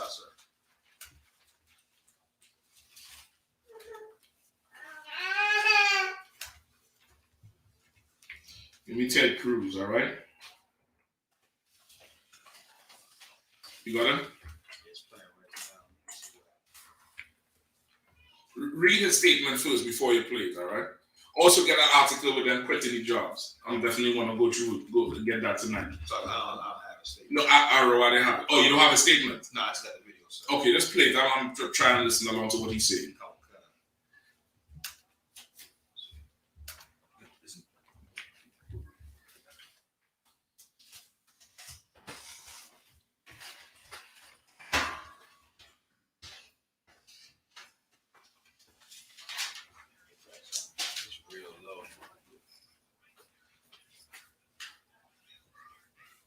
The fundamental battle in the society, the Marxist concept accepts and replaces class with race. And it says all of America and all the world is a battle between the races. Critical race theory says every white person is racist. Critical race theory says America is fundamentally racist. Critical race theory seeks to turn us against each other, and if someone has different color skin, seeks to make us hate that person. And let me tell you, keep going. And let me tell you right now, critical race theory is bigoted. It is a lie, and it is every bit as racist as the Klansmen in white. Ted Cruz, you nasty listener. So he's saying critical race theory says America is racist. So I'm asking Ted Cruz or Vance or any other white supremacists in the chat room, is America not racist? Right. You get the point? Is America not racist? Wasn't America built on racism? Right. Give me somebody who now could navigate their phones to give me Abraham Lincoln's letter to was it Greeley? Something Greeley in 1863 or something like that, where he said, if I could free the slaves, if I could keep the Union together without freeing the slaves. Remember, the Union was them, they're still trying to make America stay together because it was just them 13 colonies where they could do whatever the hell they want. They who's this? John Adams tried to bring America together. Then they had the Union. The Union was, under pressure for the slavery they had. because in the South, so much of the South economy was what? Agriculture, farming, late laborious work, right? The North already started freeing the slaves. Now they're looking at trying to get the slaves free in the South. Right. Abraham Lincoln wrote this letter to Greeley, who was, I think he was the executive of the New York Tribune at that time. He was in charge of the newspaper. And it was supposed to be, in private for this, I guess, this reporter to make a statement based on what he said. You have it? Please. This is Abraham Lincoln to Horace Greeley. Mm-hmm. My paramount object in this struggle is to save the Union. Now, understand that first. Abraham Lincoln was only concerned with keeping the Union together. He was not concerned with freeing the slaves. So Juneteenth was not his intention. Right. He did not intend to keep the slaves. Go ahead. My paramount object in this struggle is to save the Union. Mm-hmm. And it's not either to save or to destroy slavery. Right? And it's not either to save or to destroy slavery. Meaning, him ending slavery had nothing to do with slavery. Right. You get the point? Right. Him ending slavery had absolutely nothing to do with slavery. It had to do with keeping the Union together, keeping that South solid. Right. Go ahead. If I could save the Union without freeing any slave, I would do it. If I could save the Union without freeing the slaves, I would do that. If I could keep these slaves in slavery and save the Union, I'd do it. Go ahead. Sir. That's No, keep going. Any more? Yeah, Yeah, keep going. I want all that. And if I could save it by freeing all the slaves, I would do it. And if I could save it by freeing all of them, I would do it. Right? So he is not talking about freeing slaves because they're burning you at the stake or they, lynching you and raping your children and selling your kids. He is talking about if I have to part with my property, it's for the sake of the Union. Go ahead. And if I could save it by freeing some and leaving others alone, I would also do that. Meaning, if he could save the Union by going and saying, this slave here, he ain't, productive. Go free. This nigga here, he makes me money. He has a stake. I'll do that. If he could choose who remains in slavery, now understand that now. Right. Before you accept that your superstar athletes were self-made, and your musicians and your college professors or your doctors or your lawyers, you big-headed niggas who in power who always like to say, I got it for myself. I studied for myself. Abraham Lincoln just said, if I have to choose who stays a slave and who doesn't, I would do it. Right. So it's letting you know wherever you get in this life, it's not by your hard work. First of all, the Lord allows every goddamn thing. Right. That's it. It's not by your hard work. The Lord makes it happen. Right. Secondly, our oppressor, he is going to decide where you are. Right. You get the point? Come on. That's for any entertainer. We all just bring the history of any entertainer that says anything black. They automatically blackball. Blackball. Colin Kaepernick didn't do nothing. Sometimes DMX didn't do anything. It was a lot of people who say this was speak out about something automatically blackball, and they're not in the position that they was that. Exactly. It's all we say. That Nick Cannon, he backed now because he apologized. Right. He apologized. He absolutely apologized. Right. You understand? That the General Channel, he did 3 tapes, Nick Cannon. One with the issue, one with the apology, and one with Dave Chappelle. They took the 2 with Dave Chappelle on the first issue, but they left the apology. Right. They want everybody to see this Negro apologizing and laughing with this rabbi. Right. But all the stuff he said first, critical race theory, that has to be wiped away. Right. That must be forgotten. Don't talk about that. Don't bring that up here. Right. You get me, boy? Shut your mouth. Right. But apologizing to the white man, yes. Black people need to learn that. You understand what we're up against. Right? This is Senator Ted Cruz here, down there in Texas. The man who left Texans to freeze and drown to go to Cancun, Mexico, to fly his family. He want to talk about separation, and it divides us. You get it, boy? You understand now who we dealing with. Right. Race means you must win. That's right. Abraham Lincoln decided here that he must win regardless. If it means keeping the slaves in check, freeing half, or freeing them all. Right. I'm doing whatever it takes to win. Right. Well, guess what? The scripture said by the foolishness of preaching. Pull that too. How could I forget that, right? I'm going to get that last. It says by the foolishness of preaching, that's how I'm going to win. The white man is the devil, the Bible speaks of. Right. America is the house of Satan, and Christ is going to burn this kingdom down. That's right. I don't care about the critical race theory. Right. I don't care how separate you feel. We've been feeling separate from the dawn of time. Right. We've been feeling totally separate and outside of the society from the dawn of time. We've been practicing social distancing long before COVID. Right. We've been totally, marginalized in society long before COVID. Right.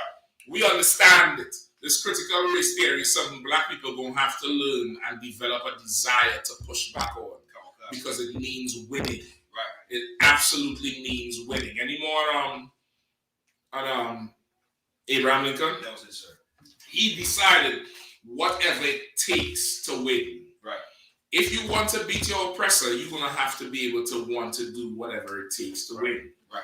You understand? When I say whatever it takes, that's lawful. Because at that time, slavery was lawful. Right. He was going to go all the way to the extreme of the law. I'm willing to go to the extreme of the law. Right. I'm willing to go all the way there. The extreme of the law. Not unlawful. Not be a terrorist and cut heads off and blow buildings up. Right. But I will be on your street corner giving you a full mouthful. Right. An airful, however you want to describe it. I'll be out there doing it. You get the point? Right. Hold on, what for me? Go ahead. I got the scripture you had. The foolish. Hold that last for me, all right? Okay. Now give me Okay, so now you show the race with the girl and show the thing with Kevin Durant. So now you have what's up? I can't do this. Sha'Carri Richardson, NBC, because it's the Olympics. They own the footage. Okay, but it's not Olympics though. What she just did some race, right? Yeah. You can't pull up no race with her. That's NBC. All the videos that's showing it is showing NBC people talking. Either it's NBC showing the actual race, or it's people talking over small little. But is it NBC? Is it from NBC? Class. Okay, no, sir. Let's pull up her picture then. You all know who I'm talking about. Sha'Carri Richardson. Pull up the girl from the Jamaican girl there, Fraser Price. Pull up Durant. I got the video of Durant missing the shot.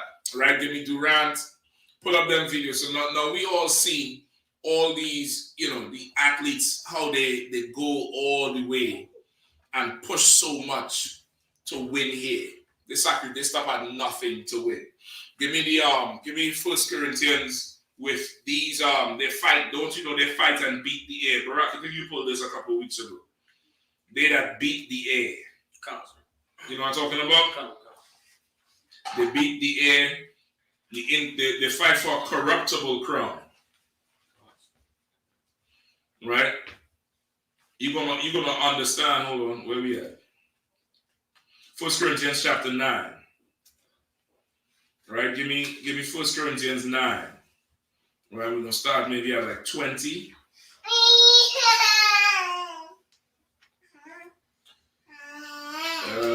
Give me from 24. All right, Shapat, you can take it from there. 1 Corinthians chapter 9, verse 24. Know ye not that they which run in a race run all, but one receiveth the prize. So run, that ye may obtain. Right, read it again from the top. Verse 24. Know ye not that they which run a race run all, but one receiveth the prize. Right. Know ye not that they which run a race run all, but only one receiveth the prize. You get me? Like they running that race. That sister, she running that race because really the prize is first place. She want to win there. Durant, he want to reach the end of it. The Fraser Price, they're coming up to run, and everybody going to run and compete, but they want to win it totally. Go ahead. So run that ye may obtain. So run that ye may obtain. Now Paul is talking to us. Understand this. You could see the athlete running, and you could see all the things she do. It's a pity you can't pull the video, but you have to go check it out.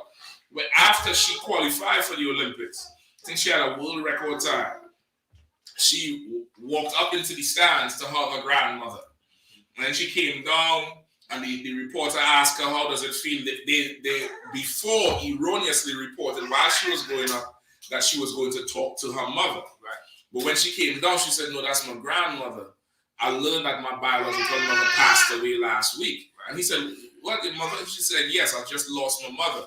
And she said, the reason I went up to them is because they're the only people who in my corner and actually know what I go through on a daily basis. Right.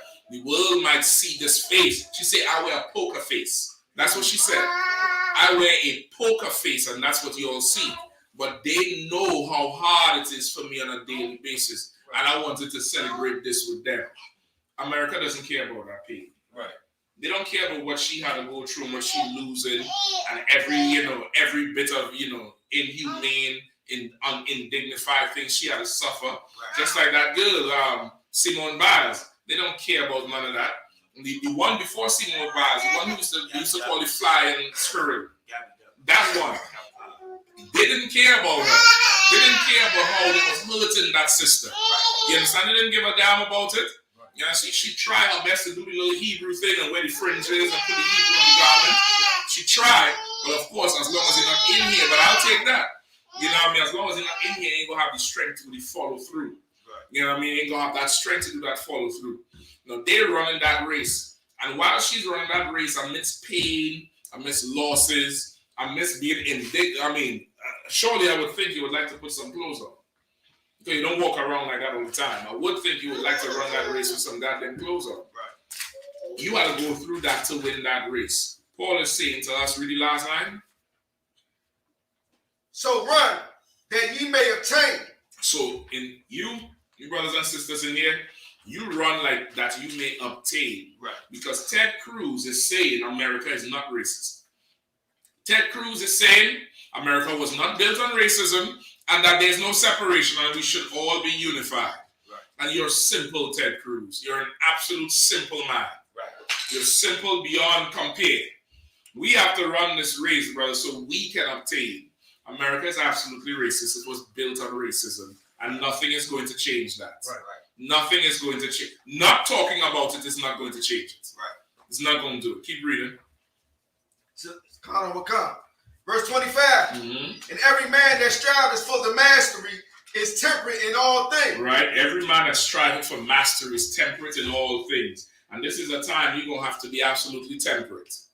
You understand? That's Shakara Richardson. She was temperate in the loss of her mother and got out there and ran her ass off. Ran all the way. And she got more gears. I watch how she finished that finish line. She was cool as a fool.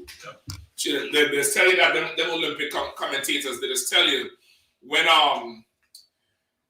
they're running and they reach the end, if the body is rocking, they tight up top and you see them rocking and doing all this flinching, they don't have no more and they put it all out. Right.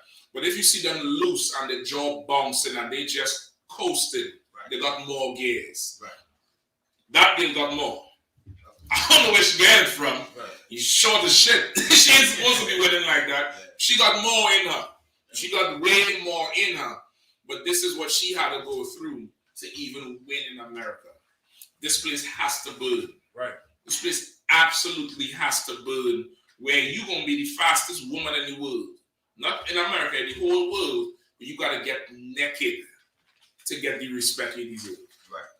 You have to get absolutely naked to get this place had to go. Right. It absolutely has to go. Keep reading on.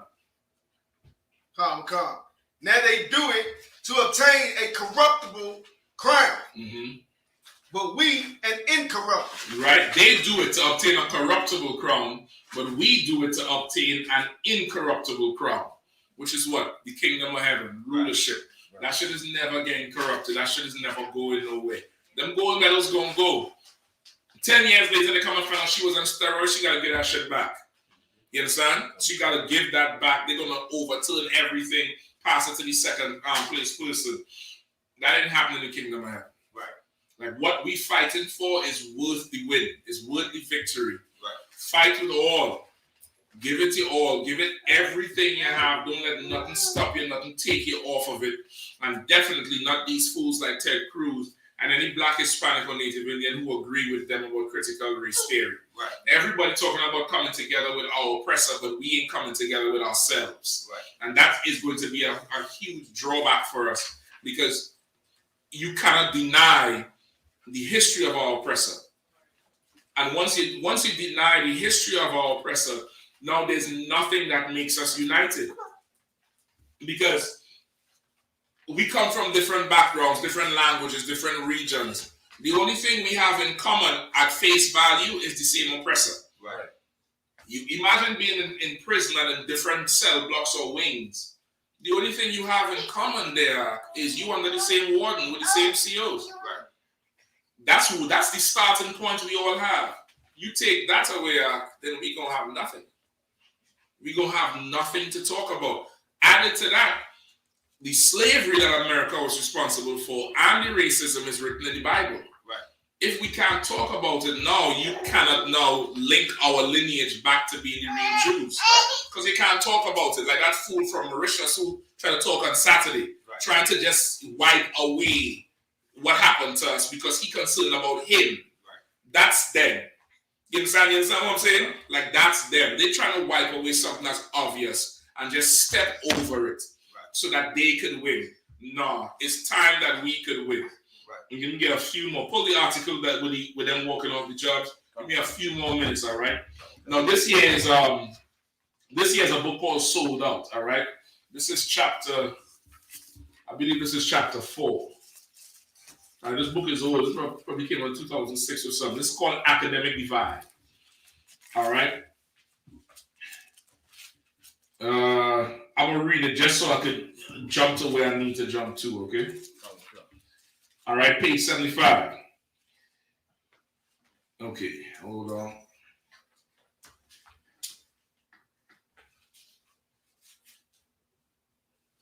Now they're talking about the journey athletes take to becoming pros from school athletes, right? Right. They said then there were other athletes whose high school grades were so bad they were forced to go to junior college first, but then showed no interest there either and never earned the necessary credits to jump to a D1 school. This is tragic for Black America, which is perpetually reeling from educational issues that handcuff the race and prevent them from moving up the ladder in society. So imagine this was studies done back then about Black athletes in school and how so much that we couldn't meet the quota, and because of it, we damn near lost because we heading down this road to become an athlete, right, but because of the academic side, not keeping the grades, we can't do it. Right. Now somebody like Ted Cruz was saying, well, they got to study more. It's their own fault. Right. And for the longest while, our people would buy into that. Right. That our athletes are not studying enough. Right. Our athletes are not devoting themselves enough. Right. Our athletes are not committing to school enough. Right? Give me some more. And it enhances the cliche-ridden and rather tired notion that sports is the only way out for many young Black men, when in truth, reading a textbook would actually help them find the exit faster than throwing a football. See what he's saying? Right. So that's what I'm talking about. They're looking at it like, okay, we say sports is the only way out, but he said, well, if you read a book, you'll have another way out, right, which is the backward way to think. Of course, this is big-headed Negroes we're talking about. Right. All right. Next page. Hold on. Okay, so this is some devil named I.S.U.P.K who did a study. According to I.S.U.P.K studies and other reliable studies, troubling graduation rates for Black athletes are mainly concentrated in football and basketball, meaning these are the only two sporting disciplines that they see that there's an issue with athletes progressing to graduation of some satisfactory form, where they could go. Right. Why basketball and football? Because that's what Black people play. Right. You're not seeing in golf or swimming. All right. Hold on. The two revenue generating sports in college and sports where colleges are more likely to gamble and accept risky students for the sake of winning you don't find many blacks on the swim team or tennis team or track team. Flunking out of school in startling numbers or percentages because colleges do not accept risky athletes for these sports. The academic problems revolve around only 2 sports. However, those are sports in which black participation is highest. Now, just as we study, you would think, okay, black people need to study more. Being in the Israelite school at UPK, before I go to the next page, what is really happening to black students in school? Just knowing our oppressor. Okay, quickly for time to go ahead. The school system of education is failing them, or they don't have the right support that they need. Like I seen, me myself, I've seen plenty of people who could not pass, to the next level because I personally knew them. Their parents is not working 9 to 5 or working overtime. Mm-hmm. They don't really have the sources, the resources. So you had some tutoring classes, but there was always one teacher with 20 students after school.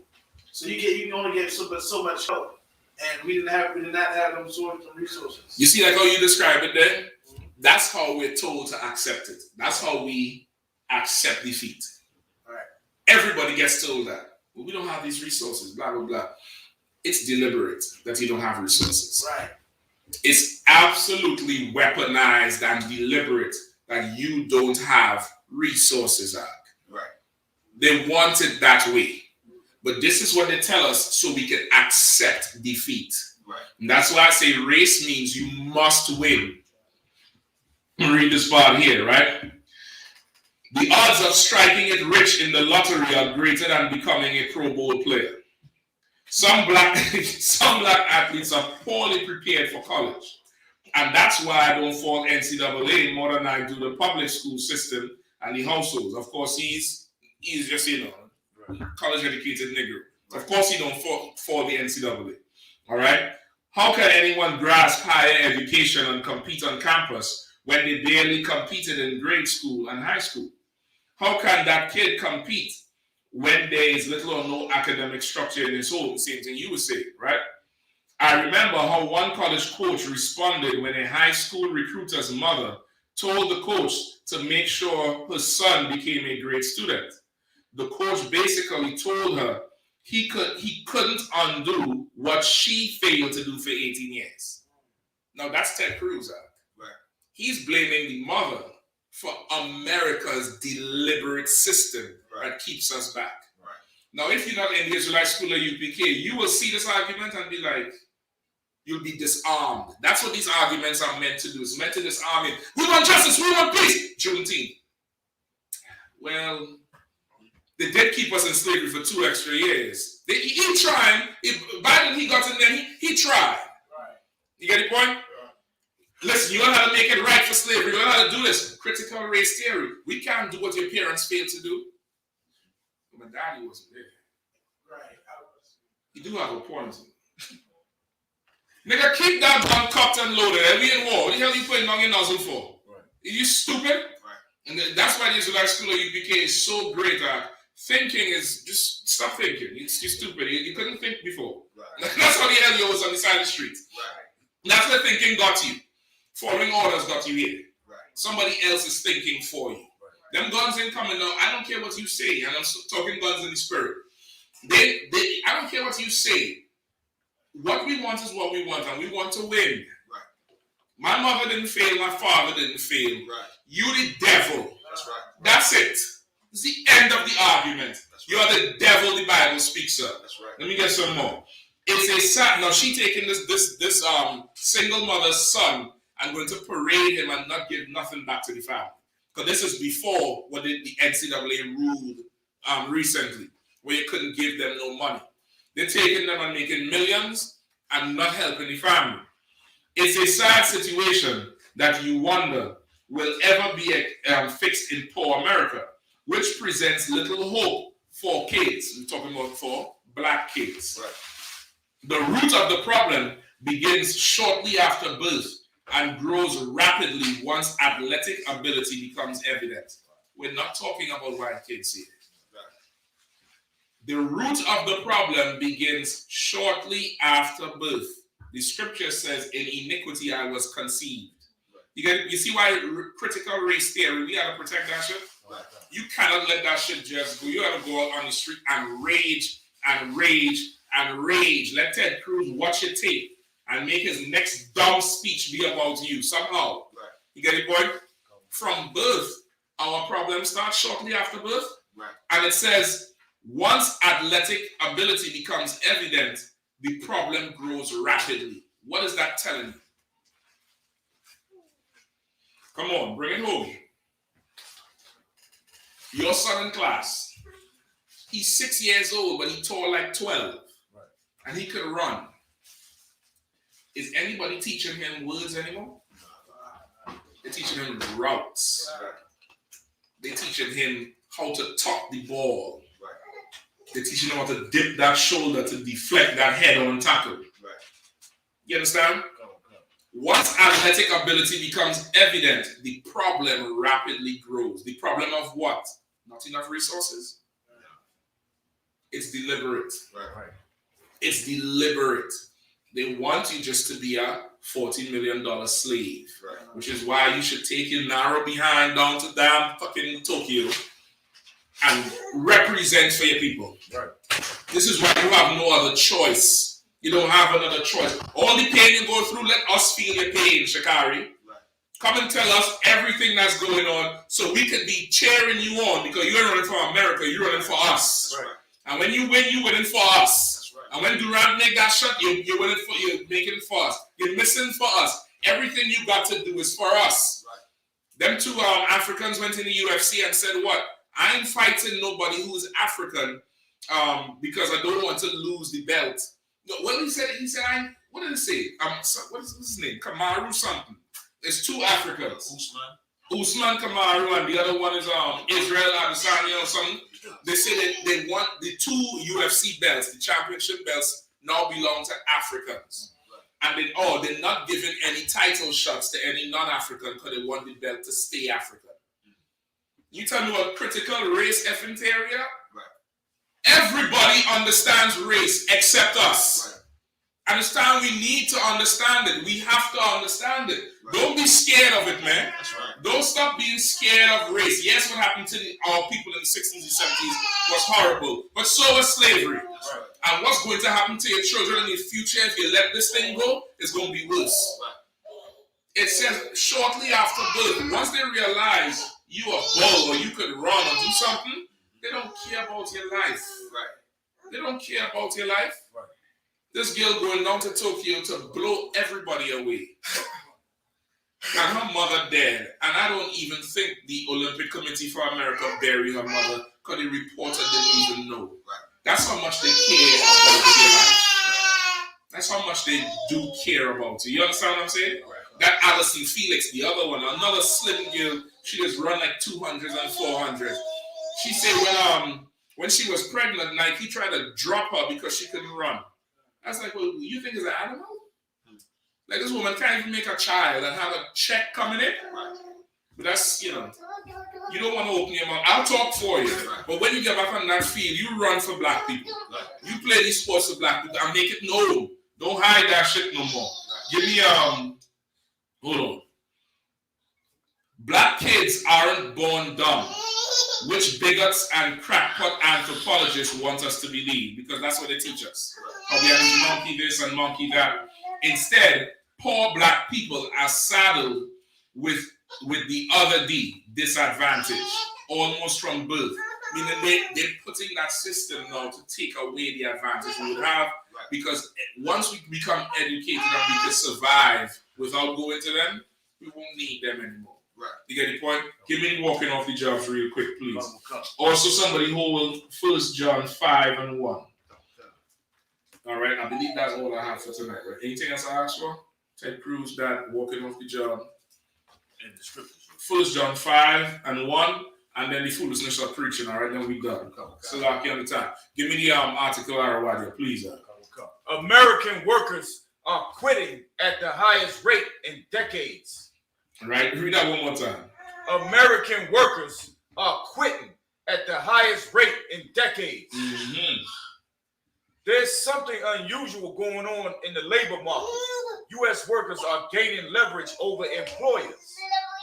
Recovery from the pandemic has been weird, the result of a collision between public health measures, economic relief provided by governments, and central banks. Right? So now they're writing this in a way where you don't understand what they're saying. Anybody understand what they're saying here? Break it down for you, right? These white people, now that the country opening back up, Right. and they have to go back to work, they don't want to go back to work. Right. Because the COVID gave them time off and they had these stimulus packages. Right. And a lot of them had unemployment. Yeah. A lot of them was working from home. Right. And they applied for this. That PPP loan ain't just a black thing. Yeah. Them devils was doing that shit too. Yeah. And they look at all the money that America has and the company has. And now they had to go back to work and go back to the regular rate. Right. And them niggas is like, you want me to get up 5 in the morning, bathe, drink coffee in the car, them women be doing their makeup driving. Right. That's why they can't go up to the light and you're blowing the horn. And you see her looking at the rear, you think she's looking at you. She puts on blush, nigga. That's what's going on. She had to drive to work and then start getting paid from 8, even though she was up from 5. And then don't get paid for the commute back. Right. These white people are realizing that America been getting over because they've been living for a whole year with money that they didn't work for. Right. So now they're quitting because they want the companies to pay them more. Yep. But a few years ago, they were saying black people don't like to work. Right. We welfare babies. But you see how pretty they write it? Right. And read some more. Let me read some more like flowery language. And social changes. Hold on. Social changes, not lazy white people. Right. Not people who don't want to go out there. How Bill Cosby say? Pull yourself up by the bootstraps. Bill Cosby say, if you're the best McDonald's worker, fry the burgers the best way. Social changes. But critical race theory. Right? We can't talk about the separations. Right. You understand? Right. And you all want to go look up that pull yourself up by your bootstrap saying? Go look up the meaning of that. It was a disrespect to black people, meaning, you know what pull yourself up by your bootstrap means? Imagine you fell down and you hold your shoelaces and try to lift yourself off the ground. Is that even possible? No. That's what pull yourself up by a bootstrap means. Go look it up. Go look up the origin of the word. It was to disrespect black people, to say like, you so lazy, why don't you fly? You'll be like, what? I can't fly. But it's a term that made black people say, yeah, I'll go ahead and I'll pull myself up. You can't do it. You literally cannot pull yourself up by a bootstrap. Right. But they told us this for years. Until your parents said, well, you pull yourself up by a bootstrap. Do it for yourself. Right. No, that's them again. Right. Critical race theory. It worked for them, but now it can't work for us. Come on. All right, so like sir, saying that, they disrespect, like they disrespecting you. Then they tell you pull you. They tell you to do something that's impossible. Impossible to do. It's like disrespecting you on top of disrespect. Brother, it's disrespecting. It's what's called this thing?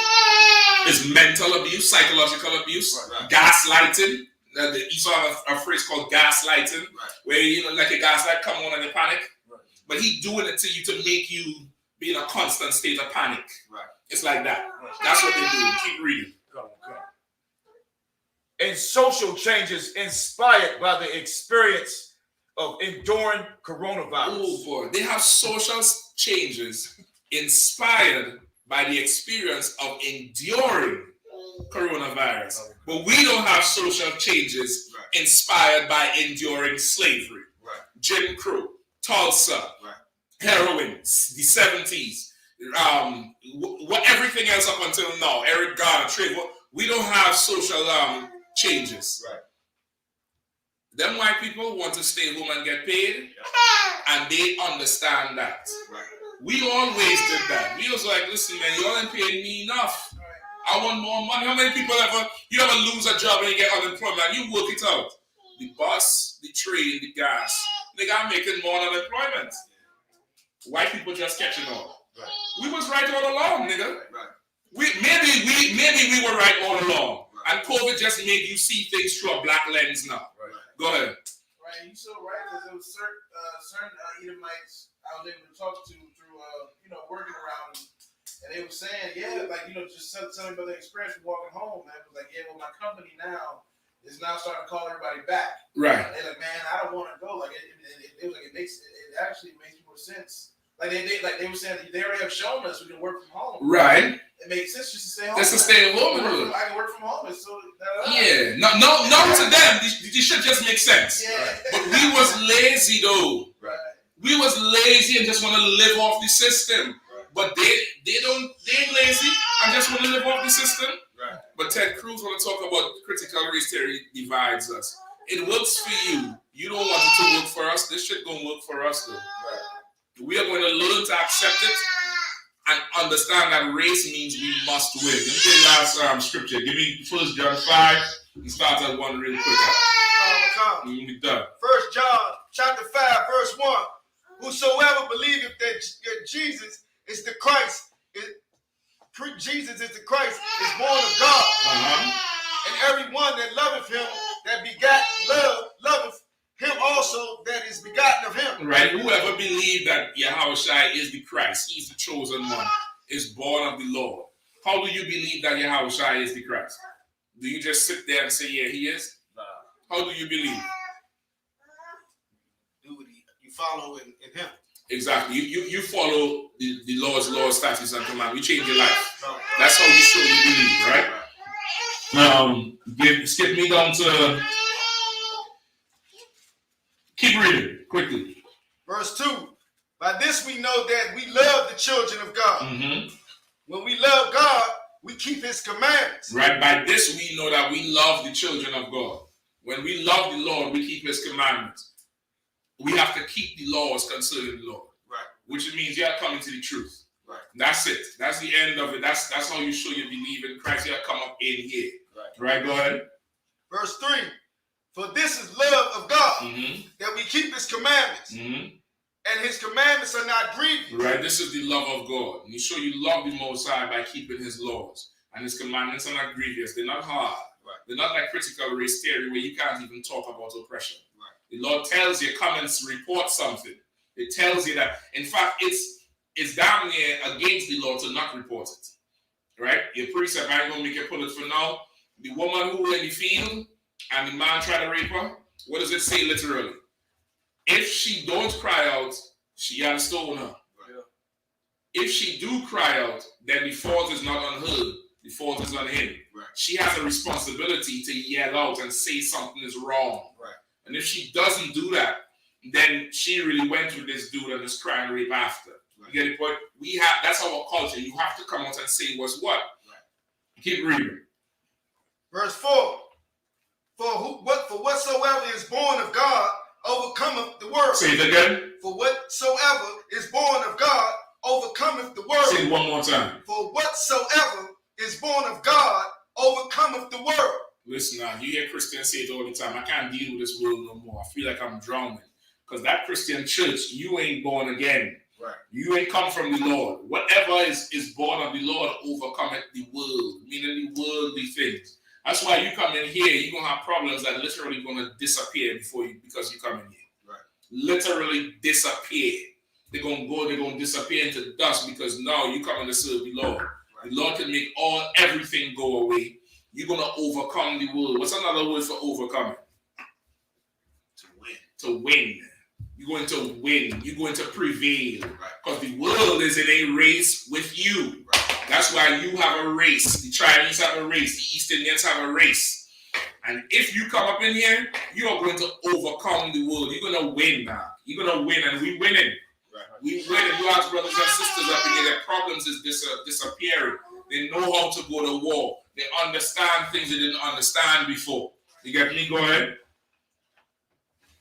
Verse 5. SHALAM. Verse 4. And this is the victory that overcometh the world. Say it again.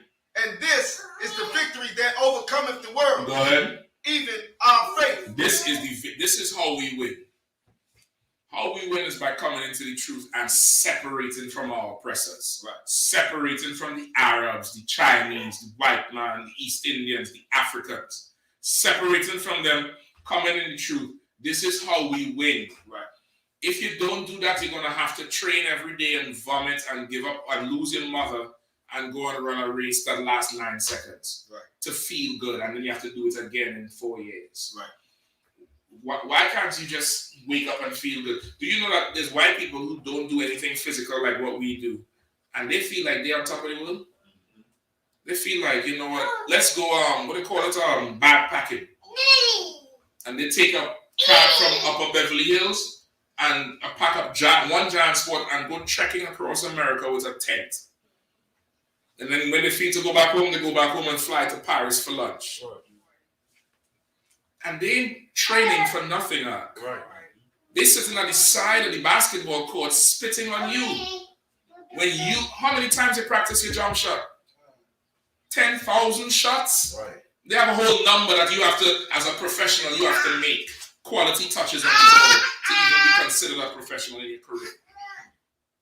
And these people that are sitting there and they don't have to do what you're doing. Right. And they can spit on you, do whatever, get caught on TV, and they feel like they win. They win. They're not even they don't feel threatened. Because they feel like this every day from morning. Come in the UPK, you can see them and call them the devil to their face. Right. You're supposed to be in that NBA arena and say, you goddamn devil, and go in the damn press conference and call them a devil. You don't have it in you. Right. You ain't in the truth. Right. Give me the last verse here. Verse 5. Come. Verse 5. Who is he that overcometh the world? But he that believeth that Jesus is the Son of God. Right? That's who overcometh the world. That's who gets victory on these devils out. Right. That's who understands winning. And the UPK is absolutely winning. I've done seen cities and mayors make laws. That planter that you see across from the camp, that's the UPK planter. The DC government put that there to move us from the corner. I've seen Liberty Place in Philadelphia take a manager and YAHANNA to court for a $250,000 lawsuit. They said them niggas spent over $100,000 on lawyers and went to court, and the Supreme Court judge said these men are right. They're within their rights to stand in the corner and call you devil. Why? Because what they believe is something called sacrosanct. Sacrosanct means it's based on something they could biblically prove. And the case was thrown out with the high-profile lawyers and, all this video. They pulled the video of Gabayala in New York in Times Square reading Psalms 137, where he said, happy is he that take their little ones and dash them against the stones. Anybody ever see that video? Gabar said, you see these boots? These boots, I just bought these boots. I'm going to crush the baby's head with these boots. He said that. They play the tape in court. The Supreme Court judge says, you're all right, they're wrong. You'll go back and teach. This is how you get victory. And because we live like losers so much, we live vicariously through the video game. That's why Brothers is so much on it. Because it gives us a sense of power. You on there calling to say, yeah, kill. You doing your thing. You're playing your sports. You're running. You're doing this, that. Because our life is so full of loss. Right. And this critical race theory with these government officials and these religious leaders is trying to make us losers again. Right. Do not give up your voice. Come in the truth and learn to call the white man the devil. That's right. One last question. There's a question online I need to get. Please. It said, the sister asked, when is Christ's second coming? Christ's second coming is his second coming comes when the 12 tribes of Israel wake up. Right. Specifically, 12,000 from each tribe, men, 144,000 get sealed in their forehead with the knowledge of the Most High in Christ. At that time, Christ is going to come and slaughter all the heathens on the earth. Right. His second coming is dependent on when the 144,000 of his soldiers are ready for battle. Right. And battle meaning with knowledge of his words in their forehead, meaning these men could run the world and enforce God's laws. Right. In other words, like how Ted Cruz enforcing no more critical race theory, these men is going to get up there and say the white man is the devil. That's when Christ is going to return. Right. All right, with that, we pass the class over to Officer Arrow. I.S.U.P.K security announcements. We are the I.S.U.P.K out of 1 West 125th Street, Harlem, New York. Under Commanding General YAHANNA. New rules for brothers and sisters. When a new brother or sister comes into the school, they are off limits for 6 months. They are to be saluted only. They are here to shed themselves of the world. After 6 months, if a brother or a sister has an interest in a particular person, he or she must get permission from the head to speak to a brother or a sister. There's another 6 months in which the brother or sister will court each other. After this 6-month period, the brother or sister will get permission from the head to marry. Tithes, which is a commandment. You can find this in Numbers 18 and 21 and Malachi 3 and 8 through 10. Means 10th in Hebrew, it is pronounced ma'ashra. 10% of every penny of any increase the Lord gives you, you give to the Treasury Department or teacher. Priest fund, free will offering for priests, not mandatory. Whatsoever amount you would like to give. Upcoming holy convocation. The next one is the memorial of blowing of trumpets. First day of the 7th month, which is on a Monday, September 6th this year. And you can find the memorial of the blowing of the trumpets in the book of Leviticus 23, 24 through 25. Upcoming cookout, I.S.U.P.K cookout events. The first one is in Chicago, July 21st through the 25th. The next one is New York, August 19th through the 21st. The following one is Texas, October 7th through the 10th. The next one is Las Vegas, November 11th through the 14th. And the last one is Florida, December 2nd through the 6th. These are the upcoming cookout events held by the I.S.U.P.K. Remind Akim and Akwafium to check on social media, such as ISUPK.com, Facebook, Twitter, YouTube, and so on for I.S.U.P.K events and materials. If a brother wants to become a trooper in the school, you should start wearing all black, which includes black boots, black shirts, black pants, black headband, or scarf. And with that, say a mitzvah, which means to stand.